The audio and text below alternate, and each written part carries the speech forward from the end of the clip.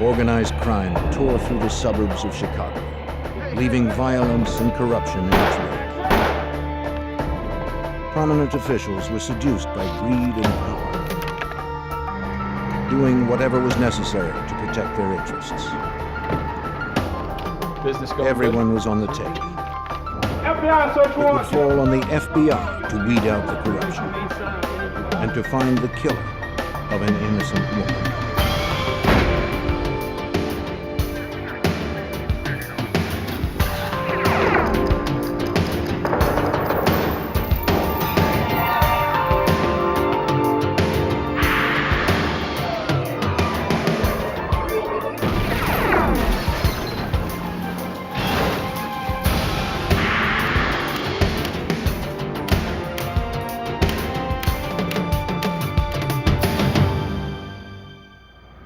Willow Springs, Illinois seemed like any other quiet Midwestern community, but it was really one of the most corrupt places in the nation.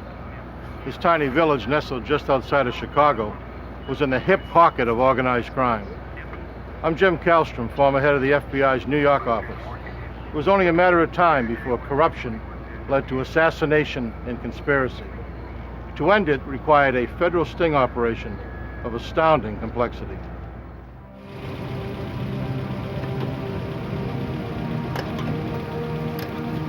The bank of a sanitary canal in a remote industrial area became the site of a gruesome crime.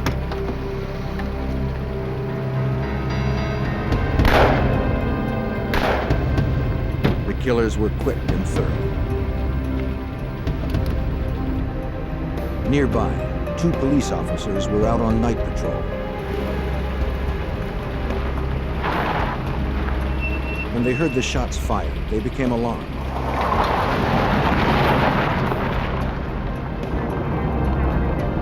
One of the officers drove towards the canal to investigate.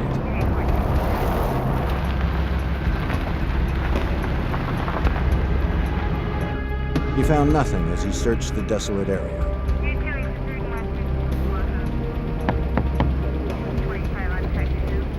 Hey, Chief. Also on the scene was Willow Springs, Illinois Police Chief Michael I heard Corbett. it earlier myself, and I've already checked the area, so it's He too saw nothing. I got it covered. See you later.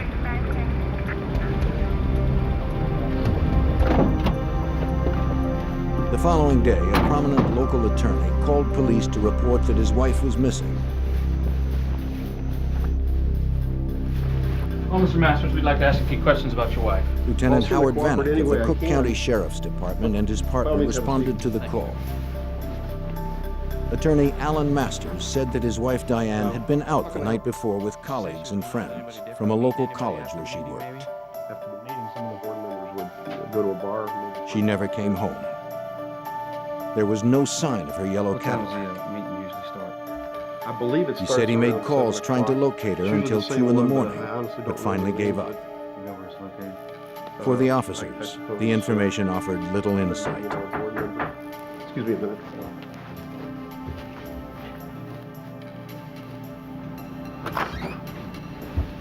Ask some questions about Diane. Lieutenant James Keating of the Cook County Sheriff's Department joined the officers. Yeah, by all means, you can sit down. Sir, we were just asking Mr. Masters questions about his wife's disappearance. He asked Masters if he could have a look around the Be house. happy to. Sure. Yeah, by all Masters means. agreed. No, not at all. He had nothing to hide. Have a seat. The officers continued their questioning. Anything else you can tell us? As far as I Reluctantly, know, Masters she offered maybe some with her new lover, some information. professor, somebody works for the college. He suspected that his wife Diane had been having an affair. I have no idea Maybe who the he two is. lovers No, had I run don't- off together. I don't know who he is or what he looks like. I just have my suspicions. Excuse me, guys, I think we need to wrap this up. Lieutenant Vanek wanted to investigate further and look around the house himself. Sir, I think we need to take another look around in here. Husbands are always suspects when their wives I look around. disappear. There's nothing Sir, here. we need to look around. It's time to go. Something's missing here, Let's sir. go now. But Lieutenant Keating intervened. He Sir, wouldn't procedure allow is it. 2 investigators always check out the scene. In his I mind, think it's everything time had to checked go. out. Now. Let's Sir. go now. Vanek was upset. He didn't know why Keating would undermine his investigation. Outside, Keating confronted Lieutenant Vanek, telling him to back off. No As far as he was concerned, Masters was not a suspect. But Vanek didn't buy it, and he let Keating know. Just as the two men were about to explode, Willow Springs Police Chief Michael Corbett arrived at the scene. Look, easy. Come on, guys. Supposed to be on the same side. Come on, man. Keating would have the final word. Vanek, you're off the case. Forget it. You're off the case, man. You got that?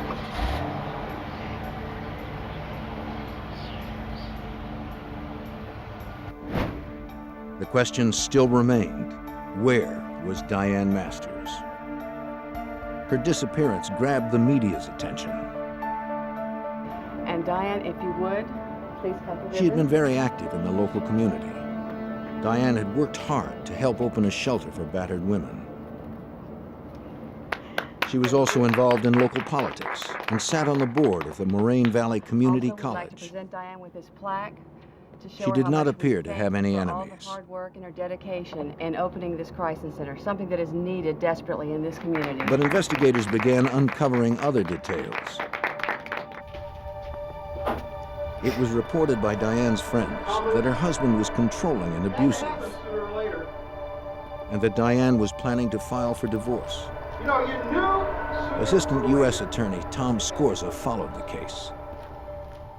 We were pretty certain that what had happened here was that Diane and Alan had a regular marital dispute, sort of ordinary dispute, but that it had escalated into something much worse. Go ahead and send him in. Scorza's investigation soon revealed that Alan Masters was more than just a bad husband. It was rumored that Alan Masters had bribed local officials and police officers to secure favorable outcomes for his clients. How'd it go? Very well. Very well. Nothing to worry This about at corruption all. extended right to the top of law enforcement. Allegedly, Masters frequently enlisted the help of Chief Corbett. If I don't hear about this anymore, it'll be worth every penny.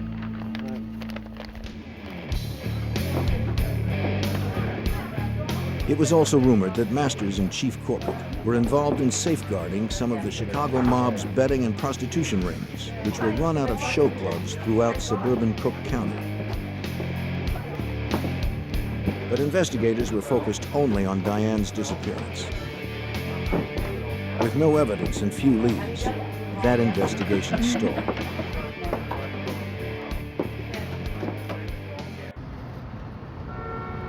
Unaware of Alan Masters or his wife's disappearance, the FBI had already begun an independent investigation into the mob-controlled rackets of the Chicago area. U.S. Attorney David Stetler worked with the FBI to help unravel the prostitution operation. At that time, there were a number of topless, bottomless joints that one could go to, and many of them were undercover fronts for prostitution. So you could go in, you could watch the naked girls dancing on the stage, and for a price, you could retreat to the back, either to a booth or a back room, and engage in one form of sexual activity or another with the dancers. The club owners knew that their customers would spend more on drinks and prostitutes if they could use their credit cards. But the patrons were reluctant. They did not want bills arriving at their homes or businesses with charges incurred from nightclubs with seedy names. The club owners found credit card transaction companies that were willing to process the charges using false but respectable business names.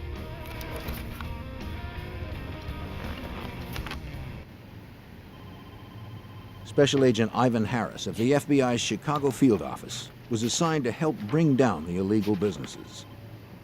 The scam was using various companies in order to launder credit cards through their business to make it appear that businessmen were actually eating at a restaurant or using a limousine service to incur the charges when in fact they were charges for prostitution.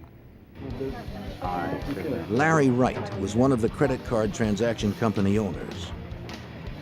Wright would pick up the week's transactions from the clubs and process them through his company, National Credit Service, or NCS. really working well. One of his clients was a club owner named Joseph Marin, whose club was a front for a mob-controlled prostitution house. Wright wanted to expand his own operations. He approached Marin about setting up an illegal betting club. Yeah, she's nice. You had a chance to really interview her. Marin was willing to help out the man who made him money. Yeah, she's still here. She answers to the group. Wright would first need to pay protection money to local police in order not to be exposed and arrested. You feel pretty confident about this guy? Marin was the man who could arrange that protection. Wright was more than willing to pay. All right. Okay. Yeah, he's a really good guy. Marin arranged the meeting at the Willow Springs Police Department. I trust him completely. It was to take place with Police Chief Michael Corbett. It was believed that Corbett had been handpicked by the Chicago mob boss to oversee and protect their interests in and around Willow Springs. The word on the street, of course, was that no one could do anything in Willow Springs without the permission of the Chief of Police, Mike Corbett. The message also was, from virtually anyone you would talk to, that he was so powerful, that he was so well connected, that nothing could ever be done about him. I just want to make sure I don't get any unexpected visits. Corbett agreed to help Larry Wright set up the new betting operation for a price. Not quite yet. In return, Corbett assured him he wouldn't get any heat from his officers. All right. Larry Wright was well on his way. He returned to his office at National Credit Service, operated out of a nondescript office park location.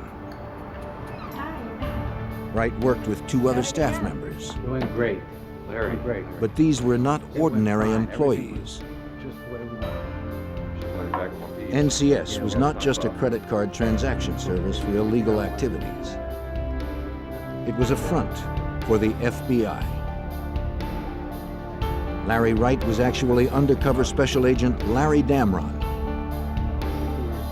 And he and the FBI were using NCS to work their way into the heart of the corruption in Willow Springs.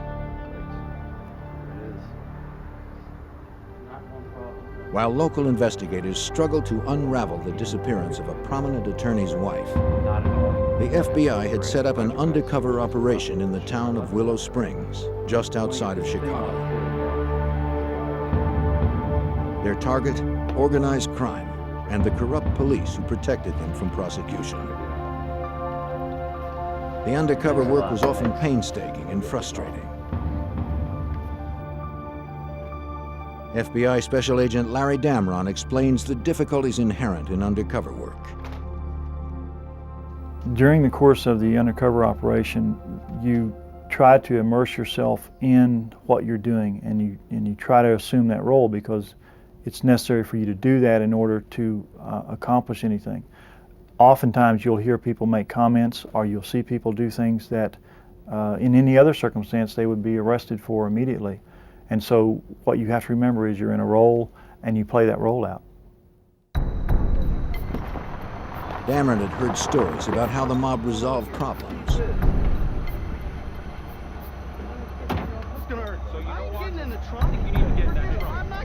They were swift and violent, and their signature was unmistakable.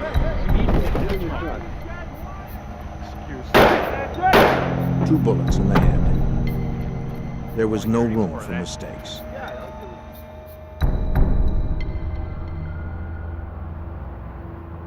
Victor Spilatro, a player in Chicago's organized crime, approached Damron at NCS. Though Victor himself wielded little power, his brothers held tremendous influence within the mob's hierarchy. Damron was starting to move into the center of the violent Chicago underworld. The Spilatros were one of the best-known names of mobsters in Chicago.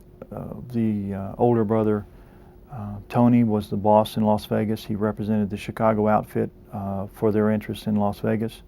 Had been a prominent figure and had been widely mentioned in the papers, having been involved in murders and extortions and things like that.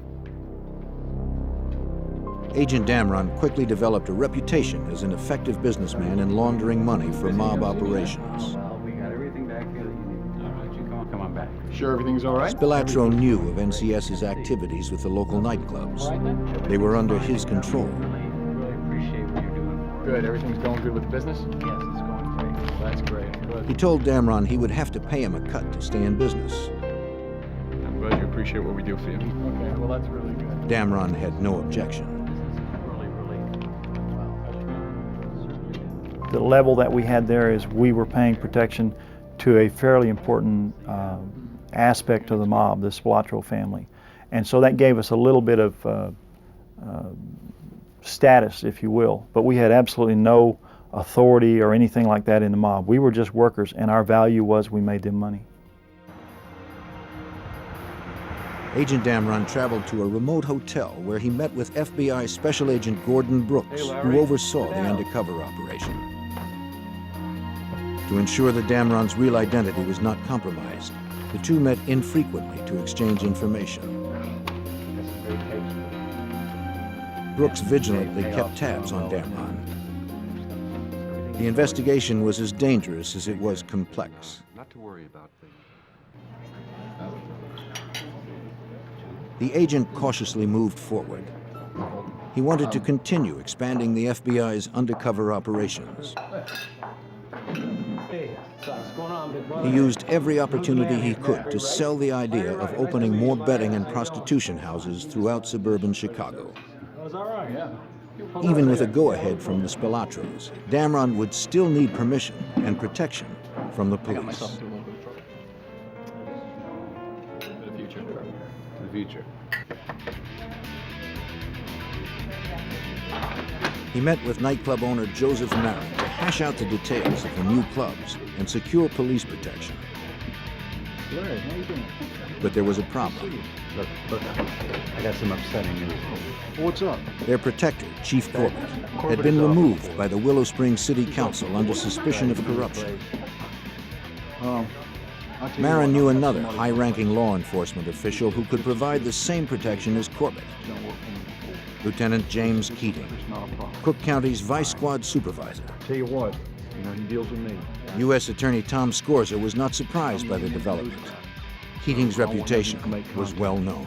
Okay, you feel pretty confident about this guy? Jim Keating was a lieutenant in the Cook County Sheriff's Police Department, but if anything, the rank understated his influence. He was a very well-connected officer in a very corrupt department. He had connections with people of higher rank who were also corrupt, and so he was a key figure. With Corbett out of the picture, the FBI shifted their focus to Keating. Damron met with him at a restaurant outside of Willow Springs. It allows me to really concentrate on my job. Keating said he'd have no problem helping Damron expand his operations. One thing we need to understand is if there's a situation that comes up. But any move Damron made would have to be approved by him. I make the decision when something goes down. He warned Damron to play it straight with him and his people. He told us that the one thing that he wouldn't tolerate was if someone double-crossed him. And he said if that happened, that they'd find us with our legs on one of the streets in the area and our head on another street in the area. As instructed by the FBI, Damron proposed another operation. A club that would be a front for prostitution. Hold on to this. He gave the lieutenant the first of many payments to ensure police protection. Looks like a bonus for the guys, huh? Before he left, Keating said he knew someone who might be able to help him. A lawyer named Alan Masters. Though he had no direct dealings with Alan Masters, Damron had heard the name mentioned by Chief Corbett. Well, I knew that Masters was a well-known attorney on the south side of Chicago, that he had a tremendous reputation for being able to get things done, particularly in the local court system, and the scuttlebutt was that he wasn't reluctant to pay bribes or to deal with people however he needed to. Damron continued his meetings with his case supervisor, Special Agent Gordon Brooks. Damron needed to know everything he could about Alan Masters and his relationship with Keating and Corbett. Now, you're in with Corbett. He's dirty. The FBI and U.S. attorneys quickly established a hierarchy within this ring of corruption.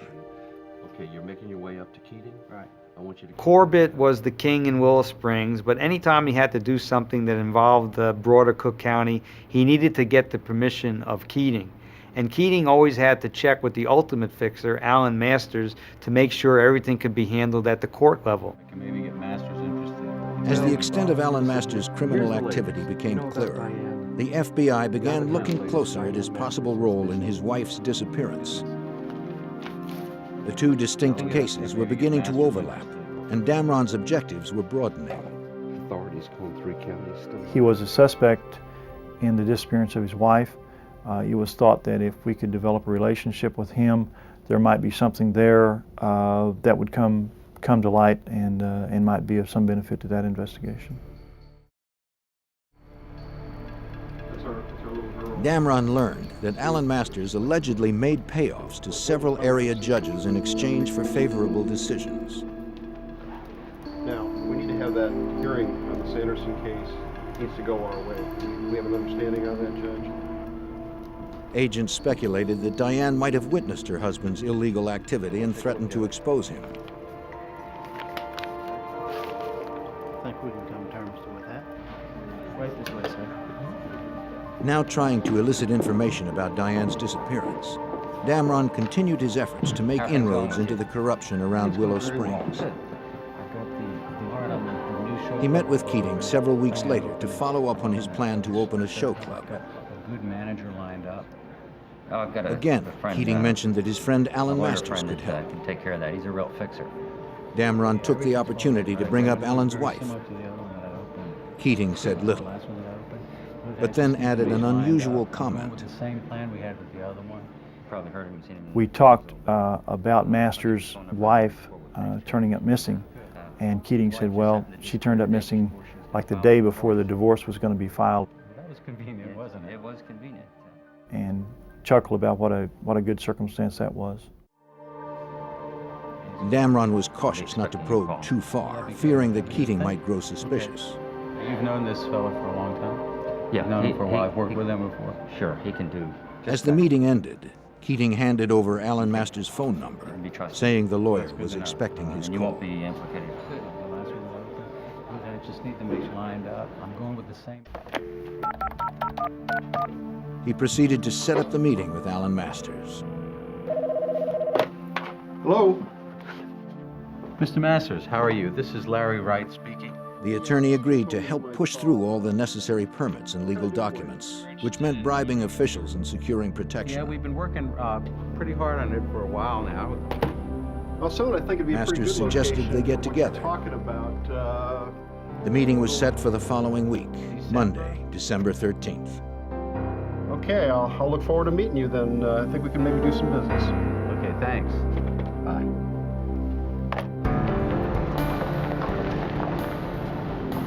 Before the meeting would take place, however, a police officer on routine patrol near the sanitary canal area in Willow Springs noticed something unusual. Tire tracks led directly into the canal. He immediately called for assistance. Little did he know that the lid was about to come off the underworld in Willow Springs. Find these trucks out here and mark. While the FBI continued their undercover operation in the Chicago suburb of Willow Springs, an officer out on routine patrol made an alarming discovery. Tire tracks leading directly into the sanitary canal. Police officers and a dive team responded to the site. Overseeing the investigation was James Ross, an honest cop appointed by City Council to replace Michael Corbett as the police chief in Willow Springs.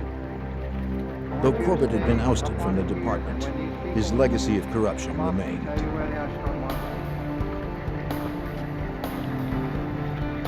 Below the surface, divers found a virtual underwater parking lot.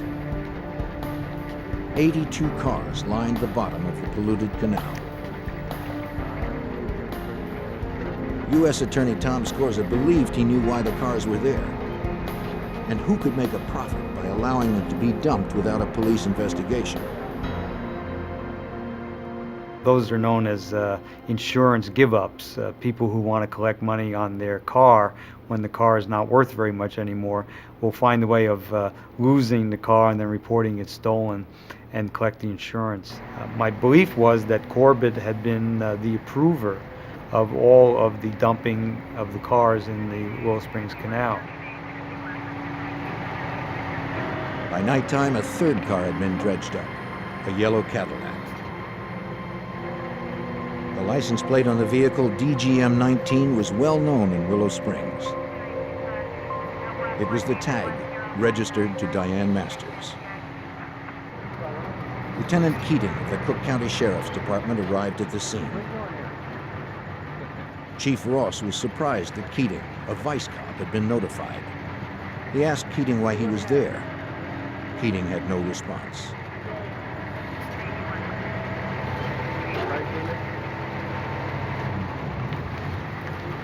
Officers continued examining the Cadillac.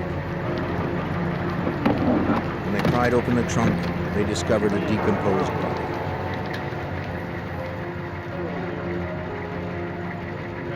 Ross immediately ordered that the car and the body be taken back to a city garage where they could be thoroughly examined for clues.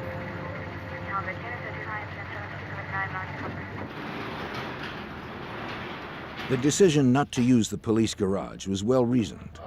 Chief Ross knew this case potentially had far-reaching implications, and he couldn't trust his own officers. The fewer people nosing around, the better.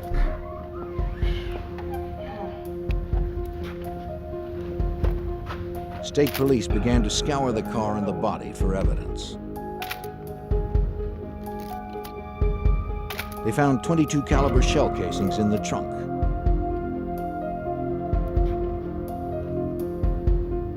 The keys were still in the ignition.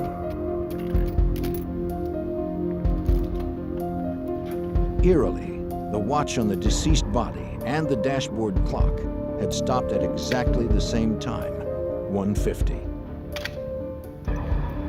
They removed the body for further forensic investigation. The forensic team examining the body found the skull had been crushed. They also discovered 2 bullet hole entries in the left cheekbone. The bullet fragments inside the skull were removed and sent off to the FBI lab for ballistic evaluation.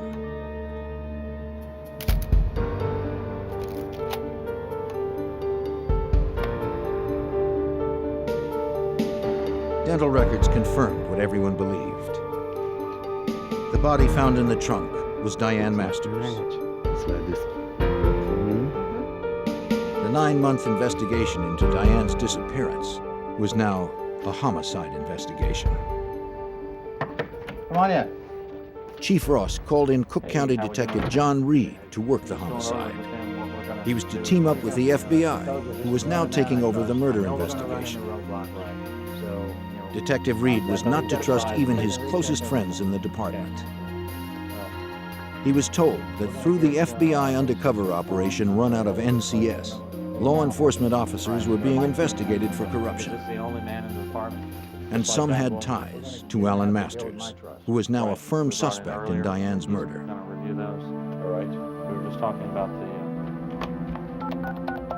As Agent Harris and Detective Reed initiated their murder investigation, Agent Damron continued his undercover operation. Today to set up a time and place for our meeting. He called Alan Masters to confirm their meeting to set up the show club. I'm jammed. I expect to be in court all day tomorrow. I'm sorry. Well, Masters was evasive and next seemed week's distracted. Okay too, if that's okay with you. Maybe we can work something out then. Just give me some time. He canceled the meeting. Okay, thanks, Mr. Wright.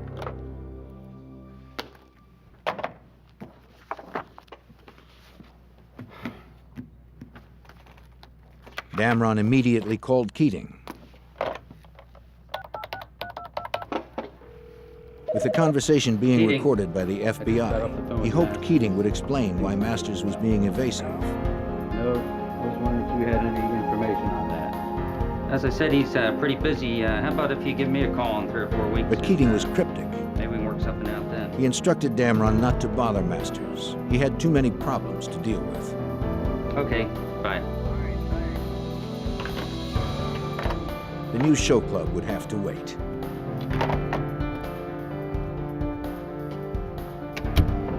What do you got for me? Here are the transcripts. Damron met with Agent Brooks. Masters and Keating both appeared nervous since Diane's body had been discovered. But that was hardly enough evidence to prosecute either of them for murder. Perhaps Damron had overlooked something. He handed over his tape-recorded conversations with Keating. This is gonna nail him. We're gonna get him. Can you play that again, please? Over the next several months, the U.S. Attorney's Office, the Cook County Sheriff's Department, and the FBI began the process of merging the various investigations. All right. Well, The link between them was Alan Masters, Cook County Lieutenant James Keating, and former Willow Springs Police Chief Michael Corbett. If that's the case, if we can It would fall on prosecutors to begin constructing a case proving that the three men and all of their activities represented an ongoing, organized criminal enterprise. we can get the RICO prosecution happening. And what we had to do in order to prosecute Masters and Corbett and Keating for a collection of their activities, including the homicide, we had to show that they made up a criminal organization, a mini-mafia. Appreciate you meeting with us tonight, Mrs. Capstaff. Well, if you guys don't Detective Reed and Agent Harris's first step was to question Diane's friends who had been with her on the night she disappeared. Okay.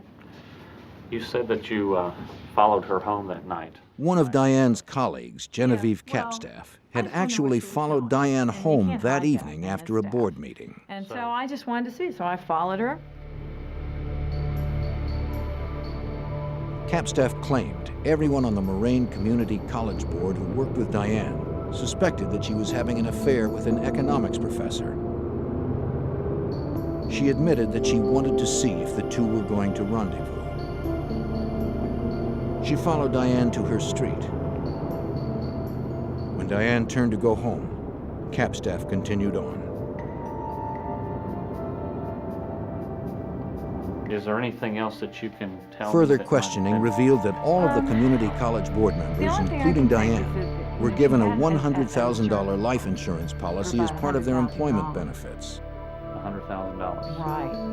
Right, yes, but that only covers... The policy specifically stated that proceeds would be paid if a board member died while traveling to and from board meetings.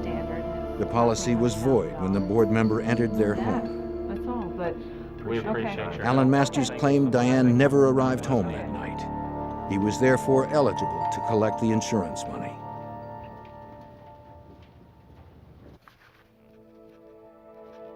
Several months before Diane's body was discovered in the trunk of her car, Masters filed a claim with the insurance company. After filling out all the paperwork, he sent it off. Though Diane's fate at that time was unclear, Masters had a judge declare her legally dead. As a result, he was about to receive $100,000.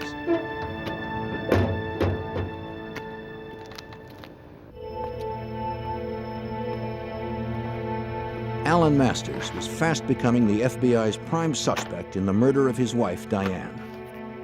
Shortly after her body was discovered, investigators learned that he had filed a claim with his wife's insurance company. Within a few months, 2 checks appeared in the amount of $50,000 each.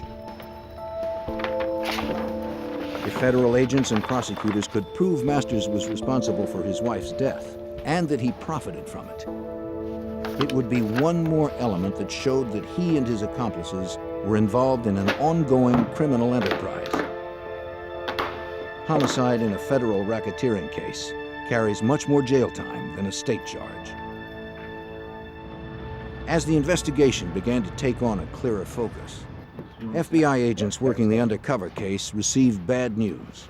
Listen, we're gonna have to move rather quickly on this. The Washington Post had gotten word of the operation. Listen, we're having a bit of a problem.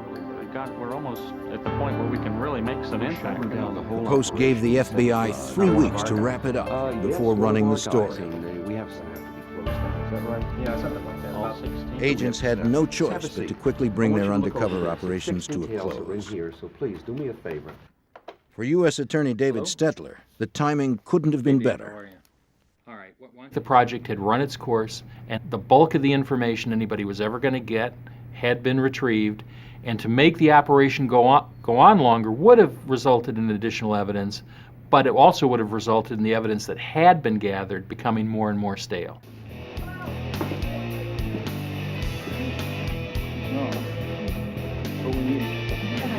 Agents had meticulously pieced together the web of corruption that extended to the nightclubs under mob control. Now it was time to shut them down. Yo, FBI, open the door. Open the door. The FBI hit all of the clubs on the same night with massive force. Several hundred officers and agents raided over a dozen clubs throughout Cook County, including those in Willow Springs. Stay right here. Go on in, fellas. Stay right here. Sit tight. We haven't done anything. All right, hands behind your back. Ain't helping anything. Shut up. Inside the clubs, federal agents were able to collect volumes of incriminating evidence.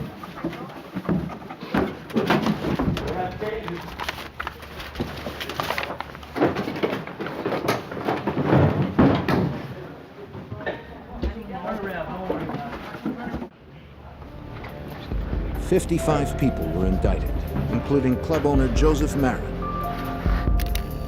Tony Spilatro, and his brother Victor. They were prosecuted in both the state and federal courts for extortion, prostitution, bribery, and racketeering. Several deputies from the Cook County Sheriff's Department and officers from the Willow Springs Police Department were also indicted and convicted for protecting these businesses. After 3 years of undercover work, the sting operation was now officially closed. What's your friend's name? For undercover Special Agent Larry Damron, it was finally time to leave the role of Larry Wright. I would say the finish was elation and disappointment at the same time. Disappointment that there were so many opportunities out there to identify other criminal activity. We knew that that it was a good job, that we had gathered tremendous amounts of evidence, and that we had a real insight into some of the criminal activity that was taking place that we hadn't had before. Alan Masters. Local authorities, the FBI, and prosecutors could now focus exclusively on the Diane Masters murder investigation. She said he hit her. They continued questioning her friends and associates, including the man with whom she was allegedly having an affair. There were other things that happened. Economics professor Jim Koselniak. He confirmed that he and Diane had a relationship. He also claimed that Masters had abused Diane physically, mentally, and emotionally. She lived in fear of her husband. Diane had told him she planned to file for divorce. Koselniak also had reason to fear Alan Masters. One night, Koselniak and Diane had met for drinks at a local bar.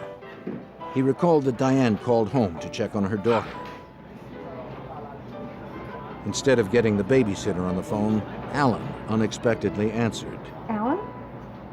He suspected she was with her lover. I didn't know you were He was in trouble. irate and began to I threaten was her. calling to check on Andra. He vowed to destroy her.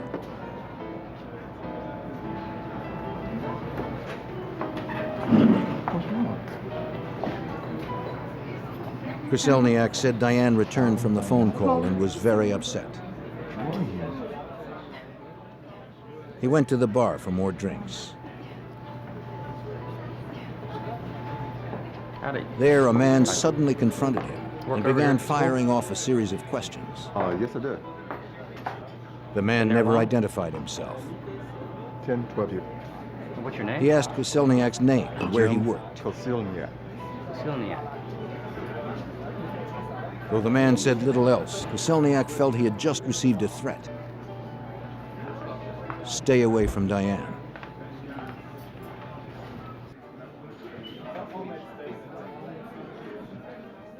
And Koselniak would later recognize the man as Lieutenant James Keating. He said that on the night of Diane's disappearance, she had called him and warned him not to meet her for drinks. So this was an unusual move on her part. They usually got together after her college board meetings. What was the tone of voice? Lately, she had been troubled by Alan's behavior. That they were going to another restaurant. Selniak took her advice and canceled their plans. Met at the same place. He never saw Diane again. The meeting was always straight to RDG. As a matter of fact, they're on the way now. Agent Harris and Detective Reed continued to develop witnesses. Hey, glad you could come by. They discovered that Masters had hired a private investigator to keep tabs on Diane. That his wife Diane. We subsequently developed a cooperating individual named Ted Nakaza, who was a private investigator with Alan Masters. Masters had requested Ted Nakaza to place a bug on his home telephone number because he suspected his wife Diane was having an affair. I got a few tapes. Hey, what do you guys got for me? Nakaza told investigators the bug was successful in exposing Diane and Koselniak's affair. Good news. Ted Nikaza played back a telephone conversation, captured on tape, where Diane was talking in a highly sexual way with the boyfriend, Jim Koselniak. According to Nikaza, after playing the tape, Alan Masters declared his intention to kill Diane and to get Keating to make it look like an accident. Alan Masters wanted his wife murdered, and he had the resources to get away with it.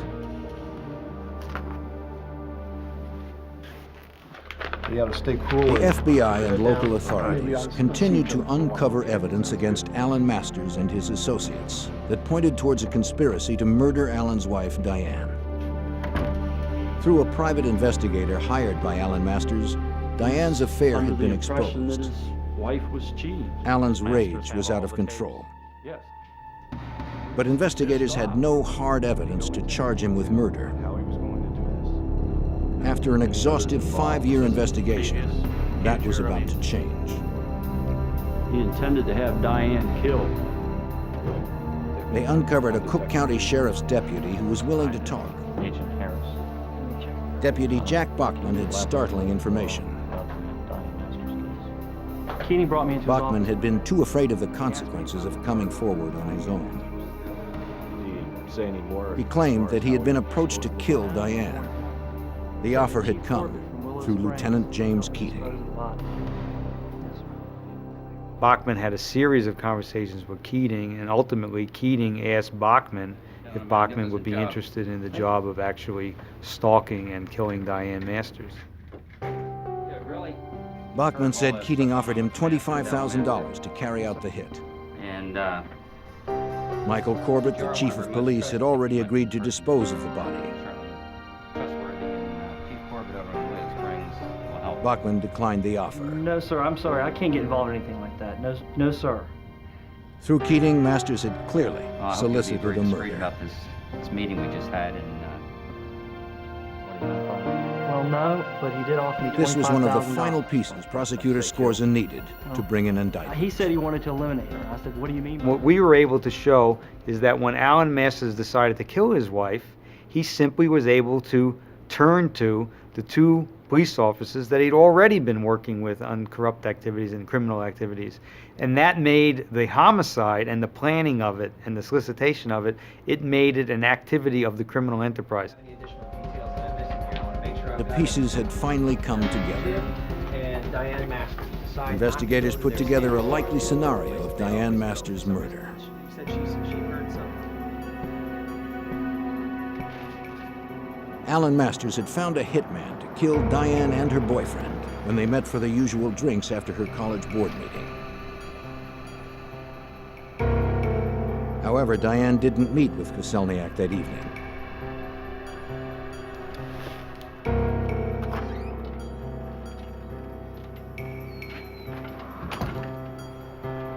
You're home late tonight. Meeting ran late.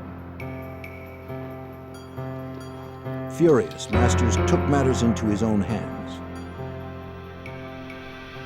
Alan Masters was at home babysitting their young daughter. He was setting up his alibi by making long-distance calls all night to prove that he was home. He never expected his wife to walk in the door. She did. She began the process of getting undressed, and he hit her with a blunt instrument, 2 blows to the head. Masters then called Chief Corbett, who came with an unknown accomplice to dispose of the body. They dumped Diane's body in the trunk of her Cadillac. Corbett then drove away with the accomplice following him. Masters remained at home with his daughter.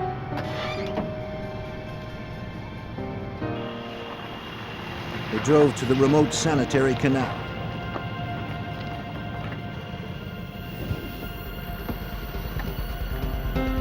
Diane's watch was reset to throw investigators off the trail should her body ever be found.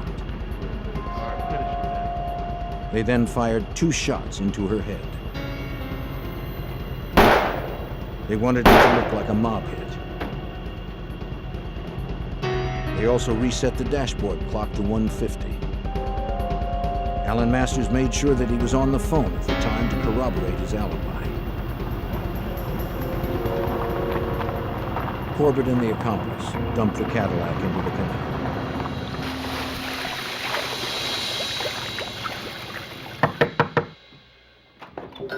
In June of 1988, 6 years after Diane's murder, investigators brought charges against the 3 conspirators. Former Police Chief Michael Corbett was the first arrested on federal charges of racketeering, bribery, and conspiracy to solicit and cover up the murder of Diane Masters. Special Agent Ivan Harris tried to elicit a confession. Mike Corbett subsequently confessed that he was in fact the person that had put Diane Masters' car in the canal. He disavowed any knowledge, knowing that she was in the trunk of the car at that time.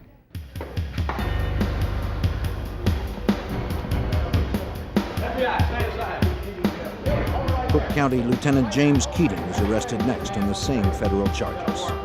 He too denied involvement in Diane's murder.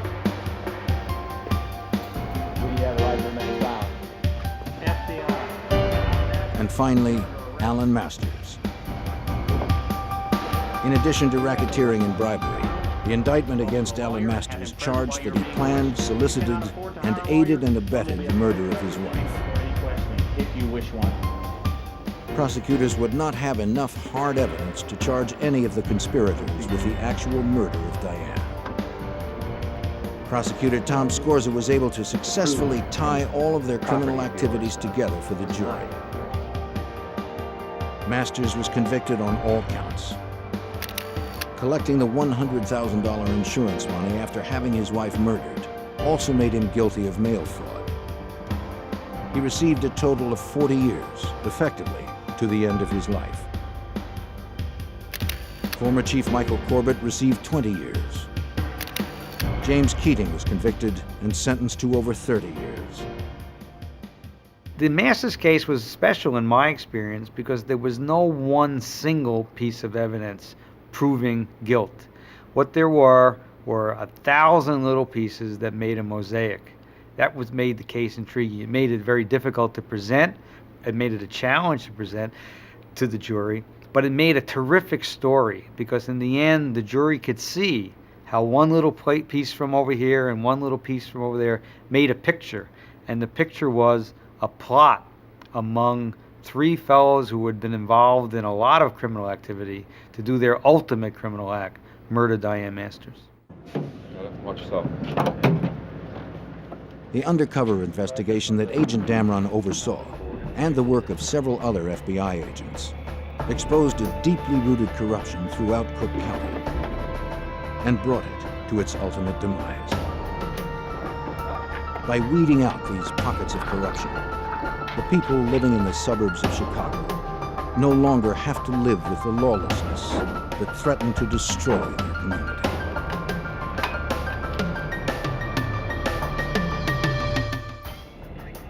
An armored car vanished during a routine stop. Carrying nearly $1 million, it was supposed to be impenetrable. Investigators didn't know if the driver was involved or if he had been ambushed. FBI agents and local detectives began to suspect a group of former law officers in the heist. It would take determination and high technology to track the robbers and make them pay for their silent strike.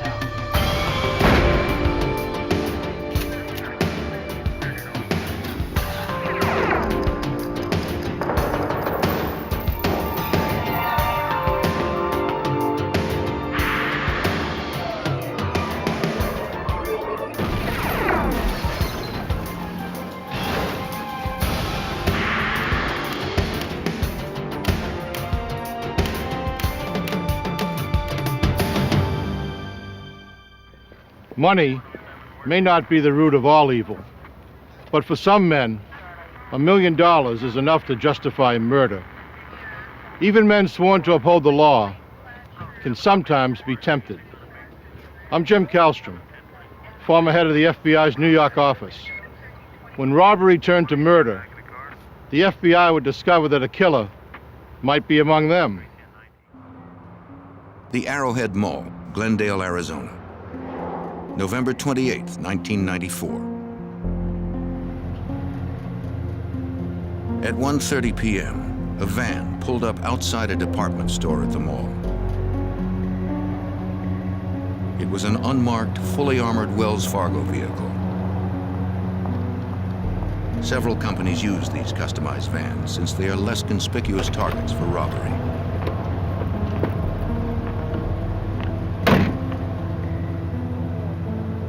Following company protocol, the driver remained inside the van while the courier went to pick up cash from the store. The van was bulletproof, and its doors could not be forced open from the outside. Inside the department store office, the courier exchanged empty bags for those filled with the weekend's receipts. It was the Monday after Thanksgiving. The cash pickup followed the busiest shopping weekend of the year.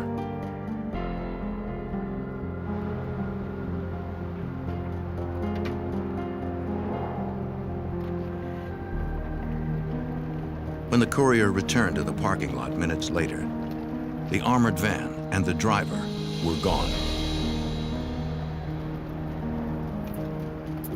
He notified police immediately. The 911 call came to the Glendale, Arizona Police Department. They dispatched units to the scene and sent word to the FBI. The nearest FBI field office is in Phoenix, 20 miles from the mall.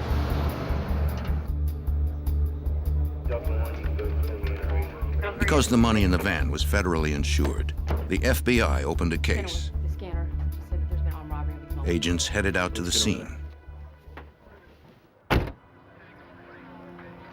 Glendale detectives arrived at the mall first.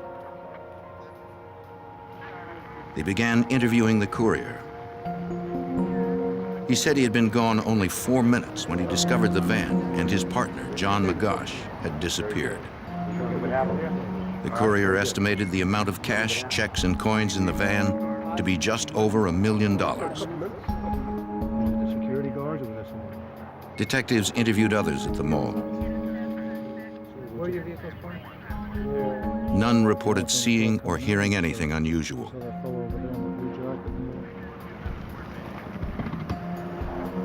FBI agents soon arrived from Phoenix.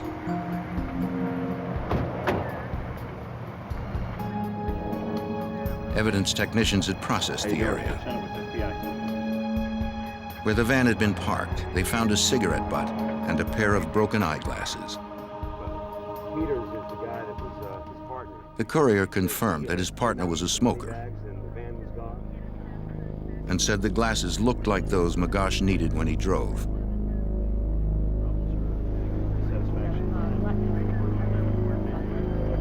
The technicians collected and marked the items as evidence.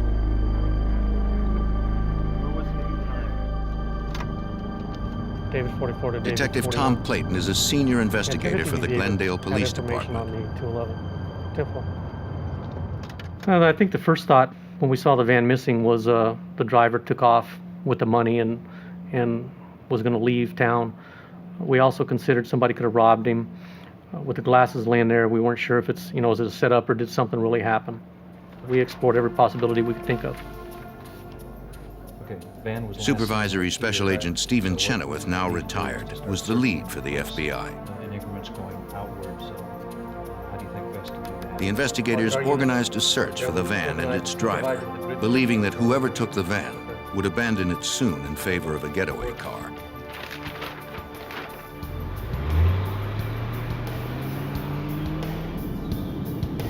They dispatched some officers to begin a ground search around the mall.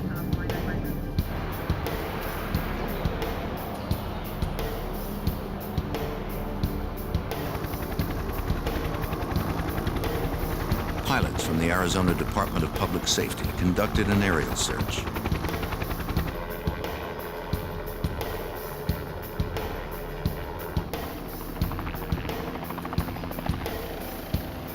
The DPS officers began at the mall, then widened their search in concentric circles,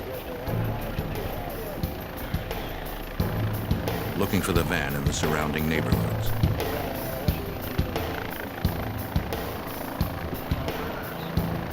Whenever they spotted a white van, they radioed ground units to follow up.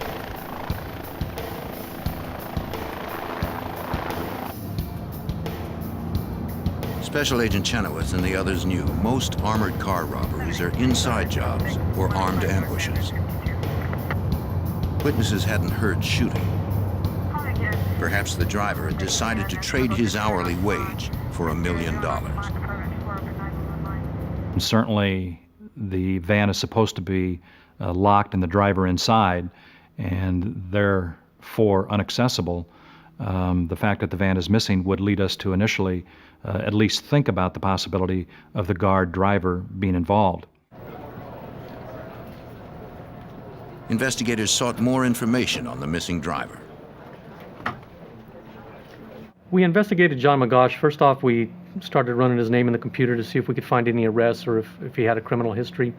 We started through the Wells Fargo file, his employment file, looking for relatives, friends, where he lived. After securing a search warrant, investigators traveled to his apartment. His landlady let them in. The investigators were looking for evidence that McGosh had planned the robbery.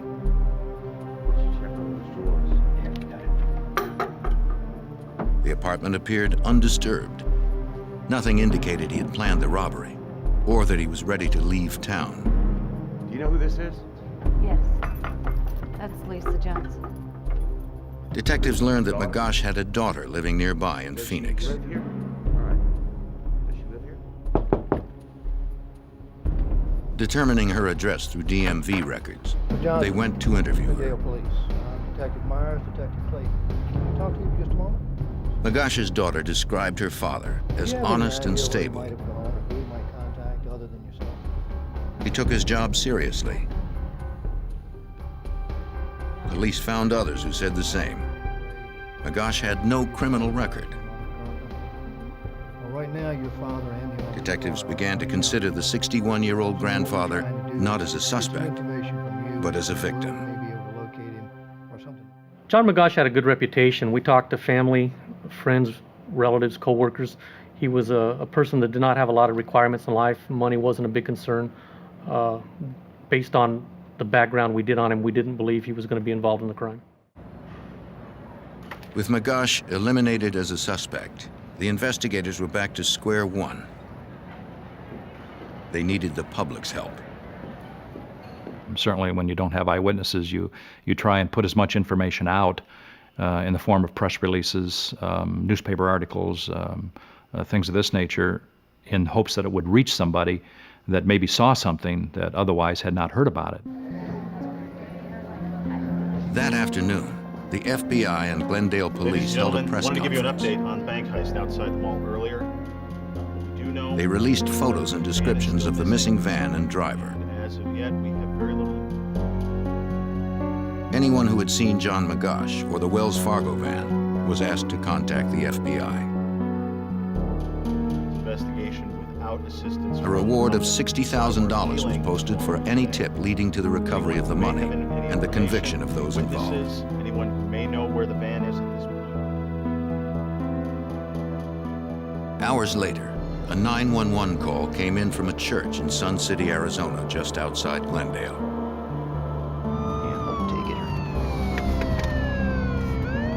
The caller reported a van idling in the church's parking lot.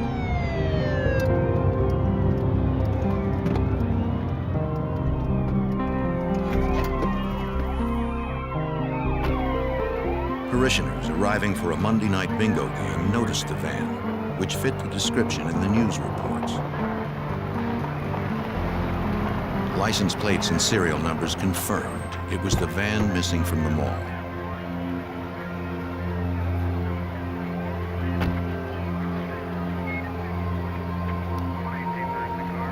Investigators approached cautiously, not knowing who or what was inside.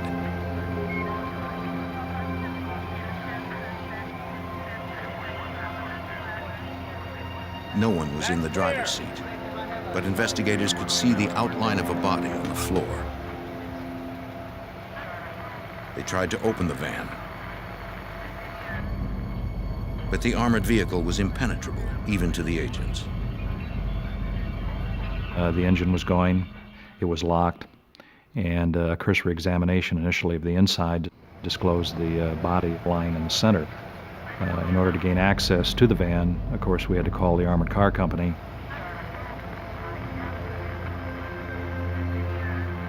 No one at the church had seen who left the van or what vehicle they used to get away. Notice anybody else around? Checking the body through the window, police could see blood on the chest near a Wells Fargo badge. There was no sign of breathing.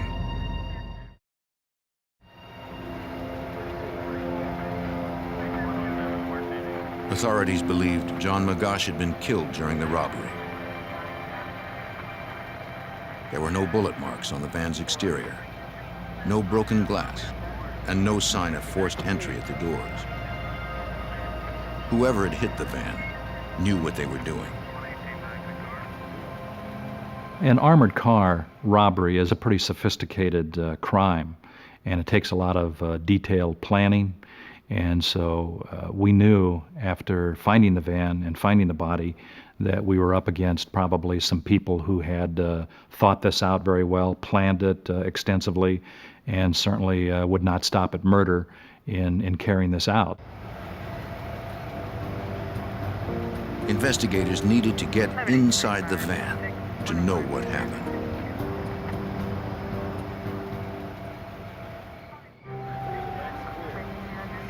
On November 28, 1994, the FBI and Glendale, Arizona police investigated an armored van hijacked from a mall and abandoned in a church parking lot in nearby Sun City.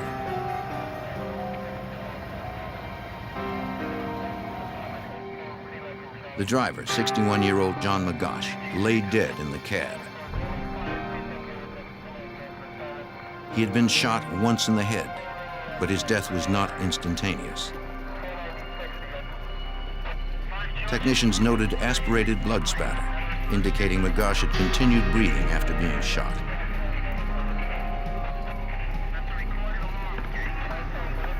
Technicians lifted many latent prints from money cabinets in the van's interior. These would be compared to known prints of employees.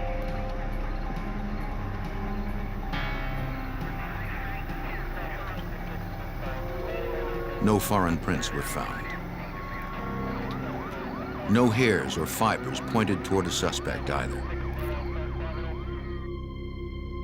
Inside the van, investigators found $132,000 in coins. The cash and checks, estimated at $920,000, were gone.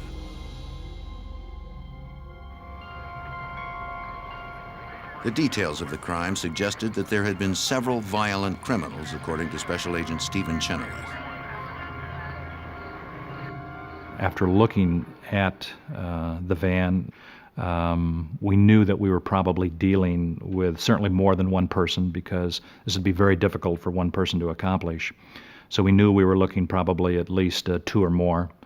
and very vicious and violent people who certainly would not stop at anything in order to obtain their goals, which was the money located inside the van.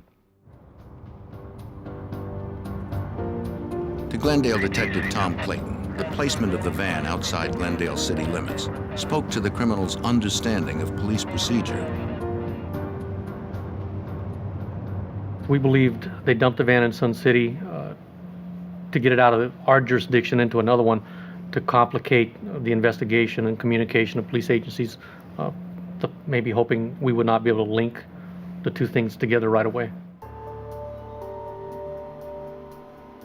During the autopsy of the armored car driver, the medical examiner retrieved several small bullet fragments from the left side of the victim's head. The fragments were too damaged to determine the make of the murder weapon. It seemed like a small caliber, perhaps a .22. The medical examiner found no powder burns on the victim's head. This meant he had been shot from a distance.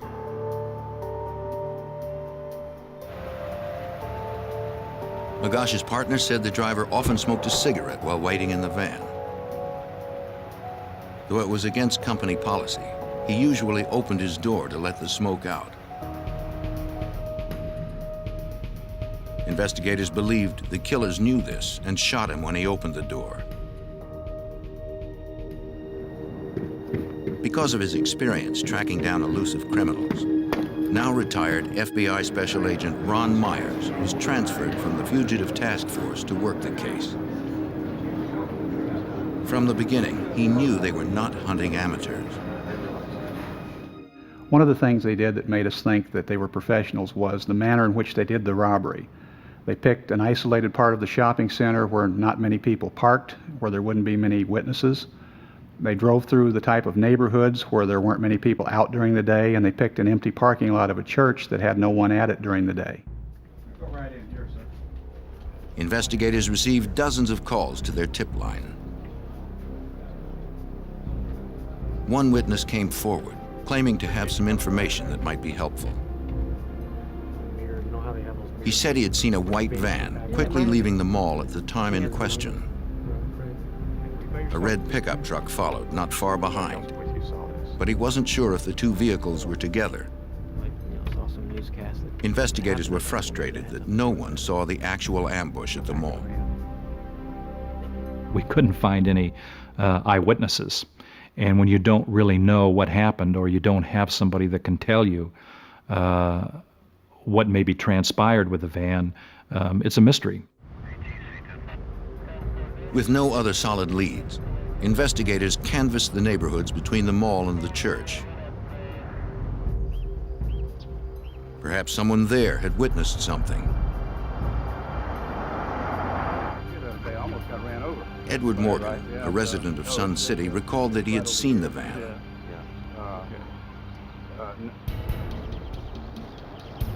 On the afternoon of November 28th, Mr. Morgan was returning from the post office when he noticed the van. And Mr. Morgan stopped because he thought they weren't going to stop for the stop sign and was afraid he'd be hit. At that time, he noticed the white van with this red truck shortly behind it, both speeding through the intersection and driving off. And he thought that was kind of unusual, not only the way they were driving, but the way that the red truck seemed to be following the white van. I think they were doing... Mr. Morgan couldn't recall details of license plates or the face of the van's passenger. Desperate for a break, investigators wanted to place him under hypnosis to jog his memory.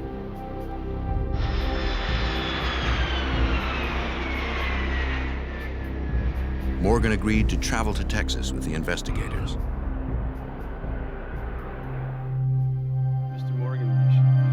There they met with a forensic hypnotist. Perhaps under hypnosis, the witness could remember more details about the incident. Statements made under hypnosis cannot be used in court, but some police agencies find it to be a helpful investigative tool. Under hypnosis, Morgan returned to the events of November 28th. He recalled the white van and the man in the passenger seat.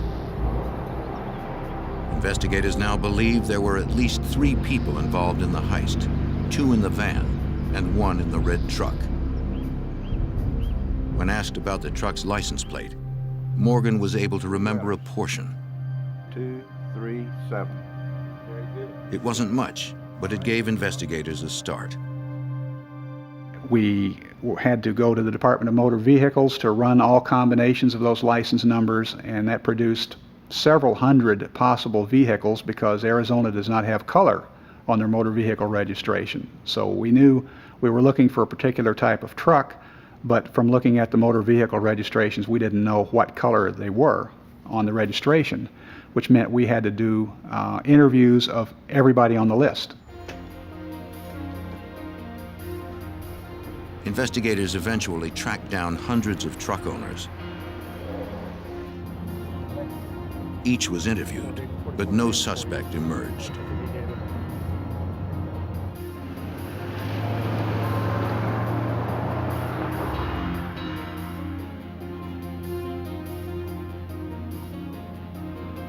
With his refreshed memory of the van's passenger, Morgan worked with a police sketch artist.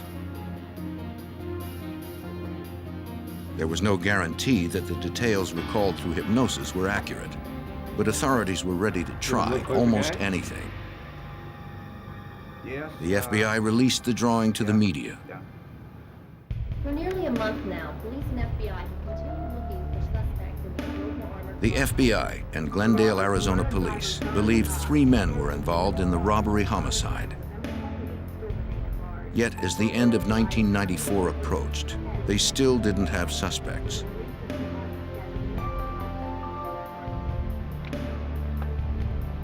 It began to look like the killers might never be found. Martha, do you have the TV on? But the investigators did not know that the suspect in the composite sketch had been recognized. Can you call me back? Call me back in like 10 minutes. By December of 1994, a month after the deadly hijacking of an armored car in Glendale, Arizona, the investigation had stalled. Investigators believed at least 3 people pulled off the heist. They had a composite sketch of one and little else.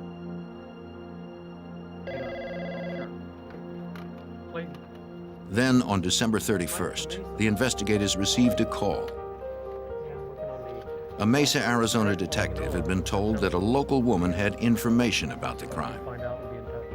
Okay, thanks. A background check showed that the woman had a suspended license. This would make it easy to bring her in for questioning without arousing suspicions. The FBI asked local law enforcement to pick her up on the suspended license charge.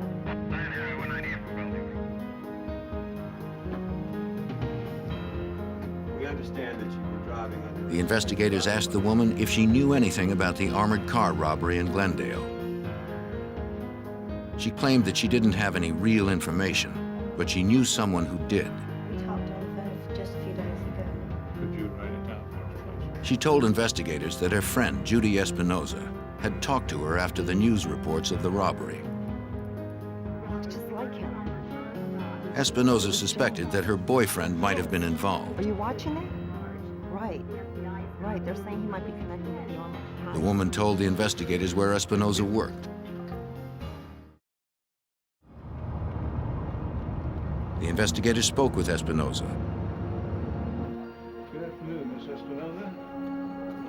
They asked her about the robbery, reminding her that interfering with a federal investigation was itself a crime.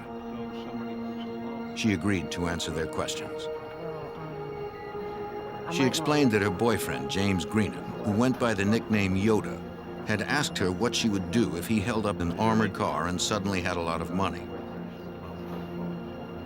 She told FBI Special Agent Ron Myers that Greenham sometimes worked as a bounty hunter and was usually broke. Jim never had a dime, but the day of the robbery, he came home that night, told her he had to kill somebody, and he had plenty of cash on his person. She told us that Jim did his bounty hunting with a guy named Tim Ring, and that she had been over to Tim Ring's house and noticed several new all-terrain vehicles, jet skis, a new motorcycle, and Tim had made a comment about how she'd never know how much money was in that garage. The information was good, but it was only hearsay. Investigators needed more solid evidence. Espinoza had kept several rolls of coins that Greenham had given her.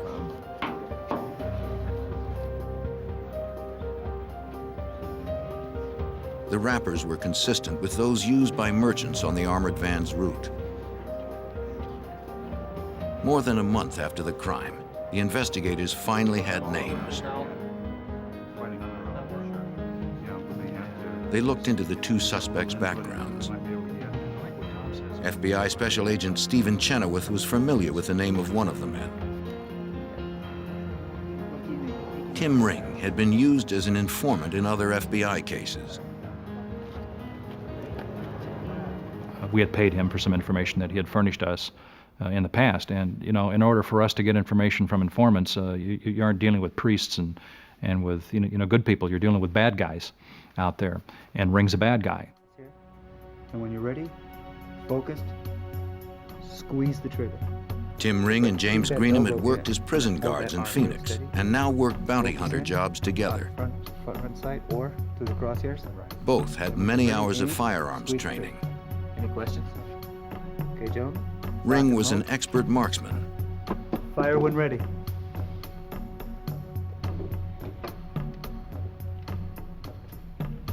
Pursuing bounty hunters would be dangerous. The fact that these suspects had law enforcement training in their background made the case pretty difficult. For one, they would be schooled in surveillance techniques. If they were looking for somebody following them, they'd know what to look for. They'd know what to expect anybody following them to do. So we had to be very cautious when we were following them around. The FBI and Glendale police began 24-hour ground and air surveillance. They had to be covert. You know, if they're looking for air surveillance, they're looking up, you know. Well, we're way over here because we can't see anything if we're right up here, you know. So we're way over here, way over here. The agents wanted to see how the pair earned money and how much they spent. At the time that we were following Mr. Greenham and Mr. Ring around, neither one was gainfully employed that we could tell. They had no income coming in from any legitimate sources, yet we observed them spending a lot of money.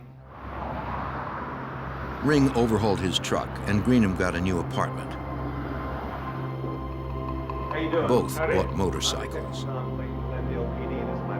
Agents tracked their purchases. It seemed the suspects did not exceed a certain level in order to avoid the attention of the Internal Revenue Service. Okay. And they always seemed to be careful whenever they spent their money to stay under the $10,000 limit, knowing that if they spent more than that in cash, the expenditure would be reported by the businesses to the IRS.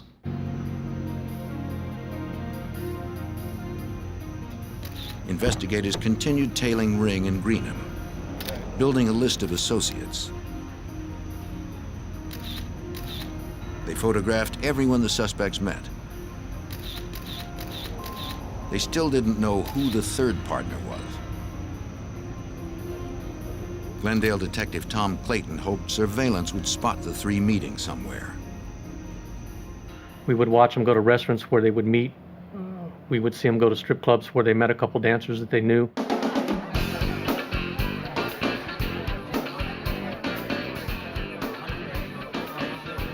Everywhere they went, the suspects spent a lot of cash, unaware that investigators were watching.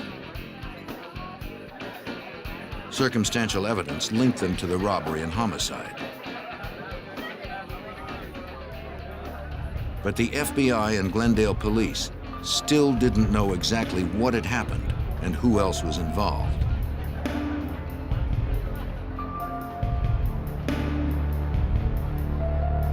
Somehow, the investigators had to get inside the bounty hunter's shadowy world.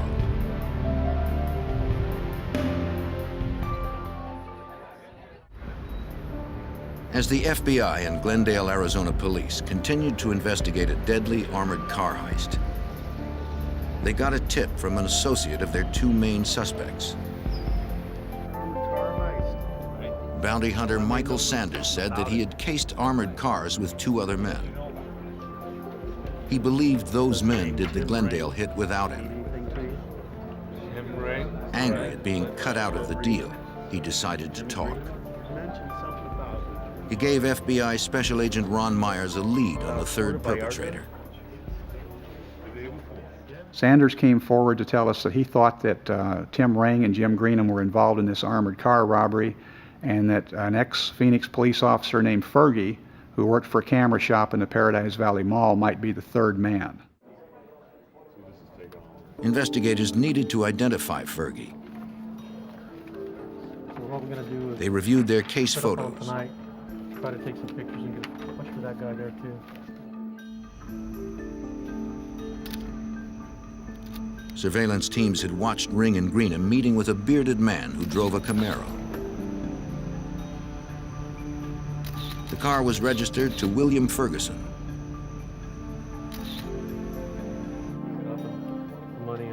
Since Sanders said Fergie was an ex-cop, Glendale detective Tom Clayton checked the personnel records of the Phoenix Police Department. As we investigated William Ferguson's background, we found he retired at 20 years from the Phoenix Police Department, and his retirement was precipitated by some disciplinary problems. Investigators began surveillance on Ferguson. They saw that the ex-cop met often with the other suspects and was also spending a lot of cash. Agents believed they had identified the three men responsible for the robbery and murder. The investigation was affected by the three suspects having law enforcement training because we knew that they were going to cover evidence, and they were also known to have firearms training, which made them dangerous to the surveillance officers.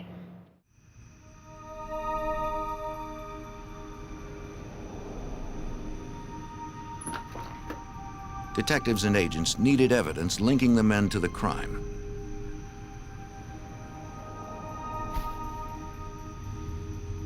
During surveillance, they began trash pulls, confiscating trash bags from the suspects in the hopes that some clues might surface.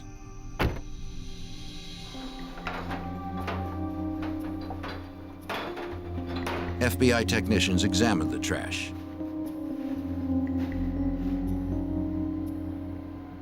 In rings, they found several 3x5 index cards. Each card had notes detailing armored car routes. Analysis confirmed the handwriting was Ring's. But investigators needed more. They wanted tapes of the suspects discussing the crime. All three men had keys to James Greenham's apartment. FBI Special Agent Stephen Chenoweth believed they used the apartment as headquarters. Timothy Ring was married, had a wife, children, and I think the likelihood of discussions occurring in regards to this armored car robbery at his house were somewhat remote. But we felt that they were occurring at Greenham's residence, so that was the impetus for which we decided to go ahead and proceed and place a listening device inside the apartment of Greenham. Special Agent Myers was part of the team that entered the apartment to place the bug. When we opened the door to go in, an alarm went off immediately, at which point we shut the door and exited the area. We had to come back at a later time with an expert in alarms.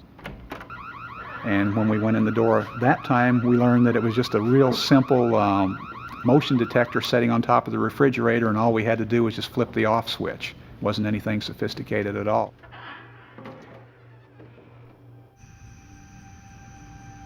While the team was inside Greenham's apartment, the detective surveilling Tim Ring saw him leave his house.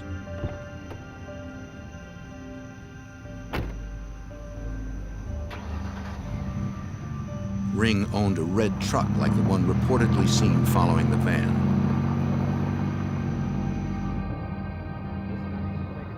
The detective trailed behind Ring. After a few turns, he realized where the suspect was headed.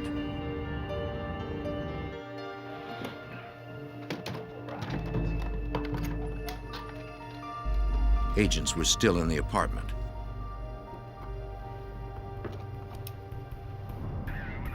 Tim Ring was headed that way. Ring often went to Greenham's place, even when Greenham was out. If he went to the apartment, he would interrupt the planting of the bug. His license is under suspension. Then run his plate. The team inside needed more time. I'll pull him over and hold him until you get her. The detective called in a uniformed officer to stop Ring for speeding. Anything to delay the suspect.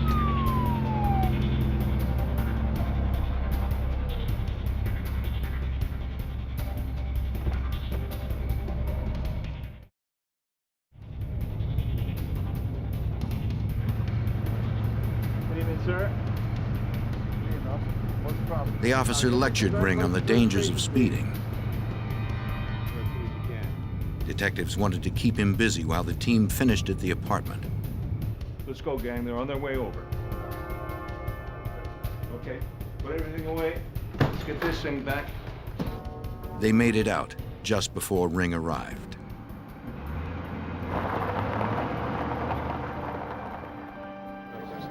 Some notices in the rec center. Investigators also tapped the home and cellular phones of the two other suspects. To get them talking, Supervisory Special Agent Stephen Chenoweth released false information about the case. We decided to make a press release talking about the investigation, which we thought when they would hear would certainly generate some telephone conversations and other discussions amongst these three suspects. And it did have its desired effect in that they did talk about the information that we released and how accurate they thought it was and whether or not we were on the right trail and whether or not they thought we were getting close to them.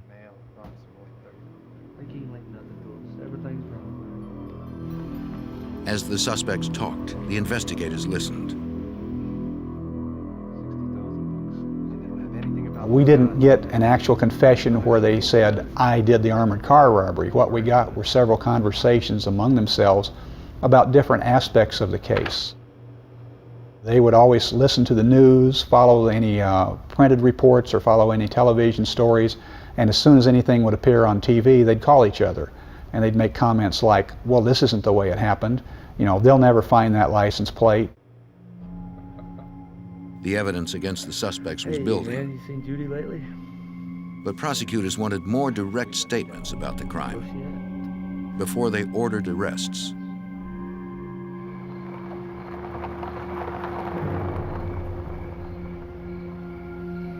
Investigators provoked the suspects one more time.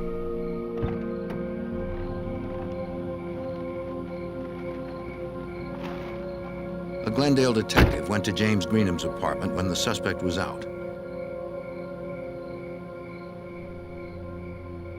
On the door, he left his business card with the note, Lead 173.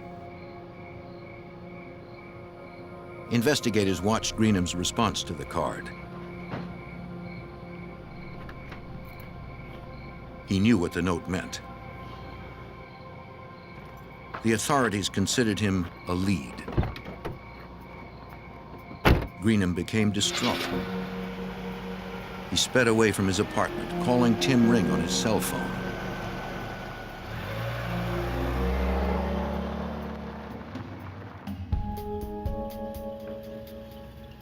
Agents kept watch from an airplane and listened in on the phone taps. Yeah,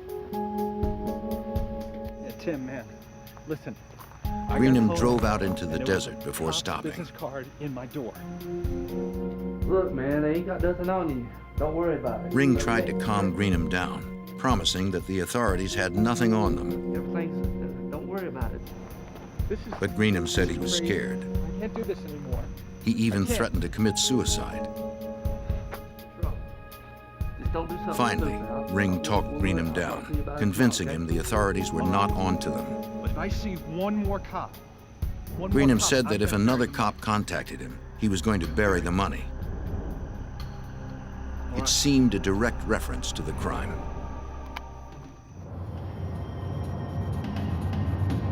Sam 40. Investigators felt they Contact finally unauthorized had enough suspects, evidence. Greenway and 6th Avenue. Continuing search northbound. They sent units to arrest Greenham and Ferguson. Jim Greenham was arrested by one team. William Ferguson was arrested by another and attempted to resist arrest but was quickly subdued. Tim Ring was lured down to the FBI office on the premise of looking at some photographs because Ring had previously offered to help the FBI try to find who these people were, which we believe was an effort on his part to try and find out what we knew. The FBI agent who had previously used Ring as an informant called the suspect. Ring agreed to come in. On February 16, 1995, Tim Ring arrived at the Phoenix FBI field office. Undercover agents were waiting for him in the lobby. They believed he would not be armed at the FBI office, but they couldn't be positive. To ensure their safety, they needed to surprise him. We had two big burly defensive tactics instructors, one of which was a guy with 25 years of martial arts expertise who came up and whopped him in the head and knocked him down like a sack of potatoes before he knew what he was doing. All three suspects were off the streets. Now investigators needed physical evidence to make sure the prosecutions were successful.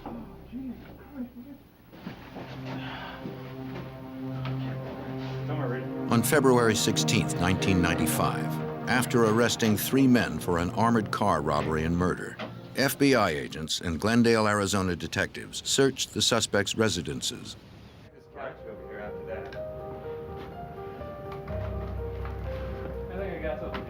At the house of Tim Ring, suspected leader of the 3, they found important evidence. Investigators recovered a note marked with the initials F, Y, and T. Each initial had a number beneath. Like serial numbers from the The numbers added up to the amount of cash taken from the armored car. Agents believed F stood for Fergie, Y for Greenham's nickname Yoda, and T for Tim. It was the worksheet the 3 used to divide the money.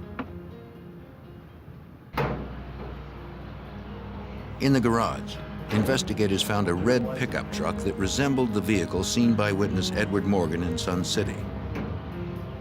The license plate number, however, did not match the ones Morgan recalled under forensic hypnosis. Ring kept several weapons and plenty of ammunition at his house.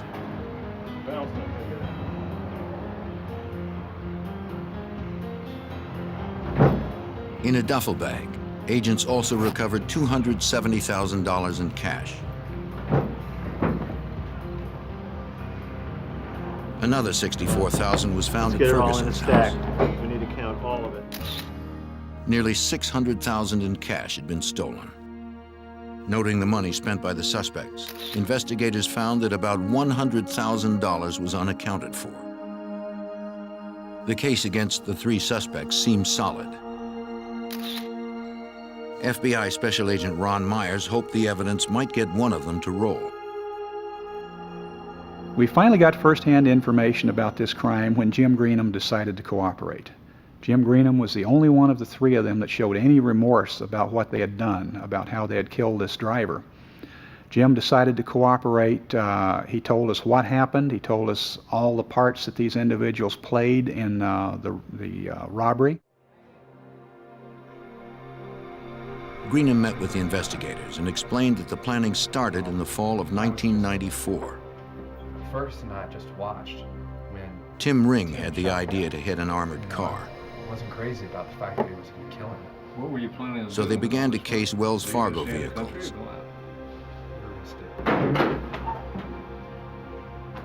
They drove around Glendale, following different trucks and vans on their routes. Where are you supposed to be again? Then they zeroed in on the van driven by John McGosh, tailing it for days.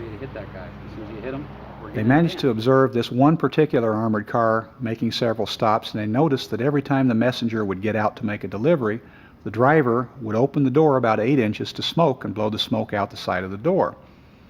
They observed the driver at several stops, and they noticed this one particular stop on the back side of a shopping center and noticed that he always parked in the same position. On November 28, 1994, the Monday after Thanksgiving, a day they were sure a lot of money would be in the van, they were ready to strike.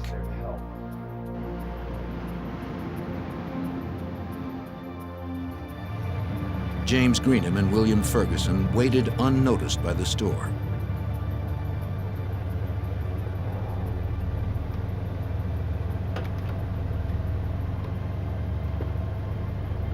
They watched until the courier was out of sight. As if on schedule, McGosh opened the door to smoke. Tim Ring was parked 50 feet away, a stolen license plate on his truck. The expert marksman had a silencer on his .22 caliber rifle, so no one would hear the shot. He aimed through the opening and fired once. The force must have knocked McGosh's glasses to the ground. With the driver down, the van was unprotected.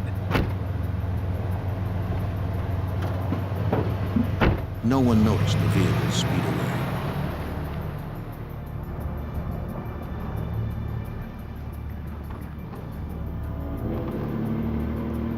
They drove to the church parking lot. It would be empty at that time of day.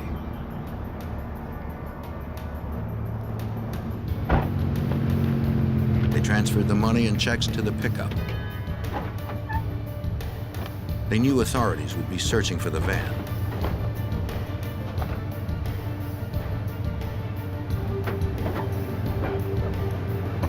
They left most of the coins and went to destroy the checks and other evidence, according to Detective Tom Clayton. They loaded the money into Tim Ring's truck and drove out in the desert where they separated the money, changed clothes, and burned all the evidence. Buried the license plate. Greenham said they buried the burned evidence and stolen license plate in the desert. And you can take us to where the plates are buried? Yeah. Special Agent Stephen Chenoweth wondered if it was the plate witnessed by Edward Morgan. We went out there and actually found the location and then dug it up and found that the 3 numbers actually on the plate did in fact match those that were given to us by Mr. Morgan. So he was actually right on his information. James Greenham pled guilty to second-degree murder and armed robbery and is serving 27.5 years. William Ferguson pled guilty to armed robbery and accessory after the fact and is doing 17 years.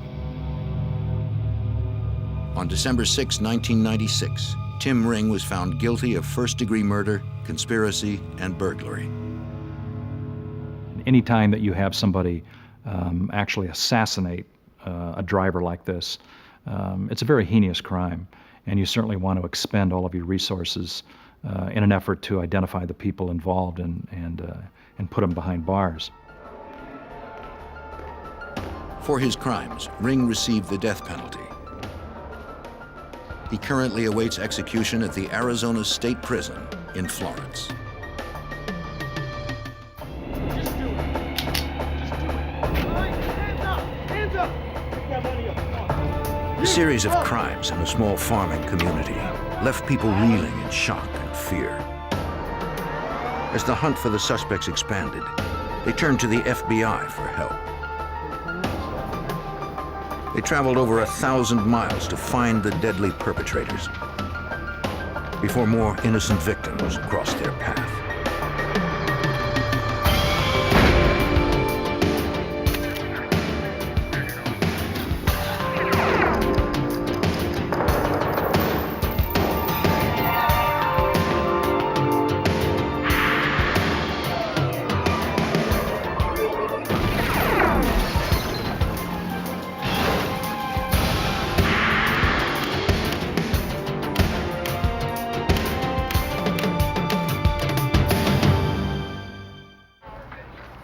In June of 1997, a crime wave swept Iowa like a tornado. It left a trail of robbery, kidnapping, and murder in its wake. And then it moved on. No one knew where. I'm Jim Kallstrom, former head of the FBI's New York office. The FBI committed its resources to tracking down the suspects. By the time they were identified, they already had a 12-hour lead. The pursuit would take the FBI across 6 states in their efforts to catch the killers.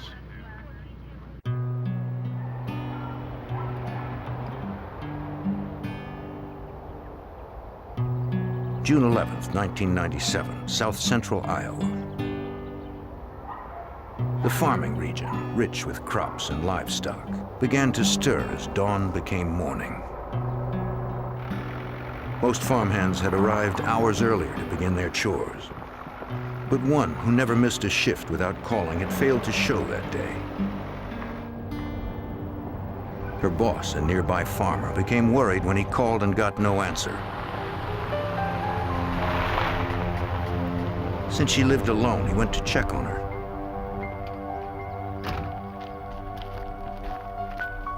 He noticed her pickup truck wasn't there, and the front door was ajar.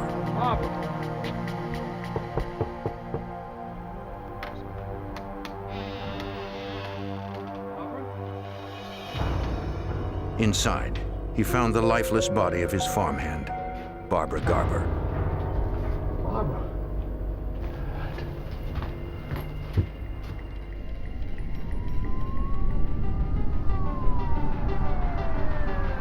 Mahaska County Sheriff's Chief Deputy Paul DeGeest responded to the 911 alert.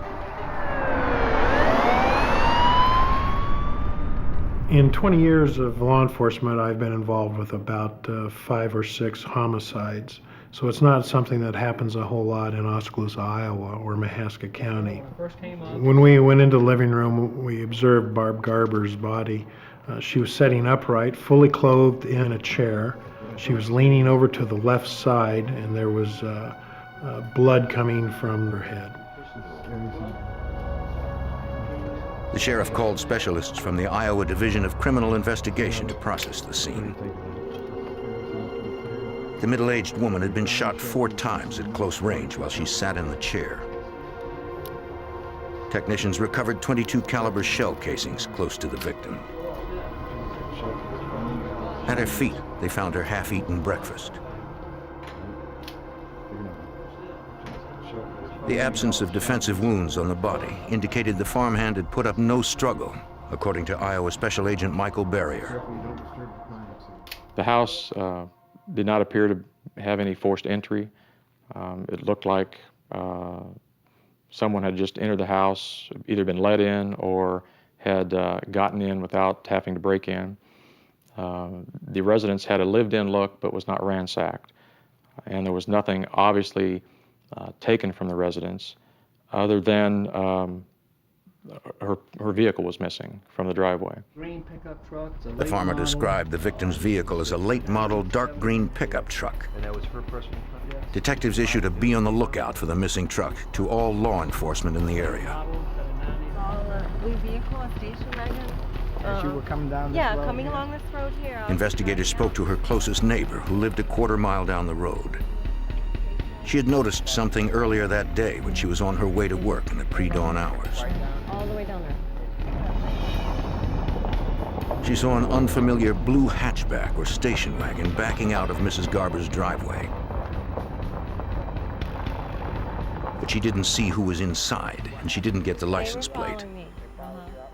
This vehicle was described as a older, not in very good shape, station wagon type vehicle, blue in color. The vehicle was not a vehicle that had been seen at the Garber residence before and was not really associated with the Garber residence, and so we felt that it may be and probably was a suspect vehicle. As police were talking to the neighbor, an alert came across the police radio. What you got? Okay, I'll be en route. A bank 5 miles away in the hamlet of Gibson had just been robbed. Deputies from 2 counties responded.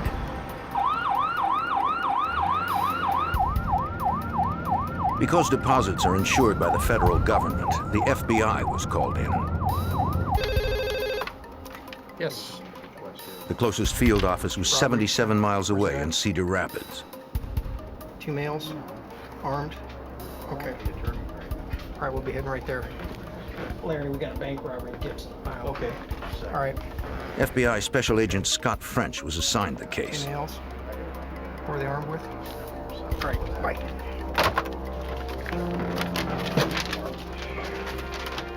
The small savings bank in Gibson had just opened for business for the first time that day to the town's population of 70. Down south here. Right there. It has one paved road to the community of Gibson. The rest of the area is surrounded by farmland with a few gravel roads leading away from the community. It would take Agent French over an hour to get there.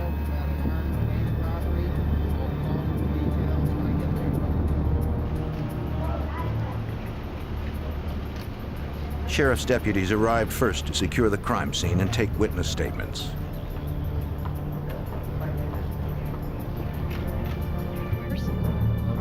Bank employees told investigators that the robbery had occurred at about 10 a.m.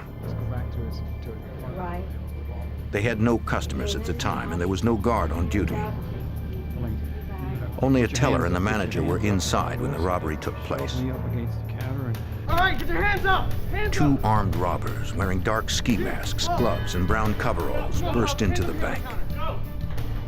One held a shotgun while the other carried a handgun. Pick that money up, come on. The robbers scooped stacks of cash and banknotes into plastic trash bags. Come on, hurry up! Let's go! No, up against the wall, now! Go!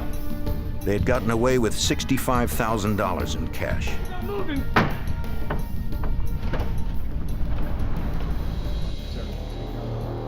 Though they wore masks, bank employees believed both men were white males. The Gibson Savings Bank did not have any security system.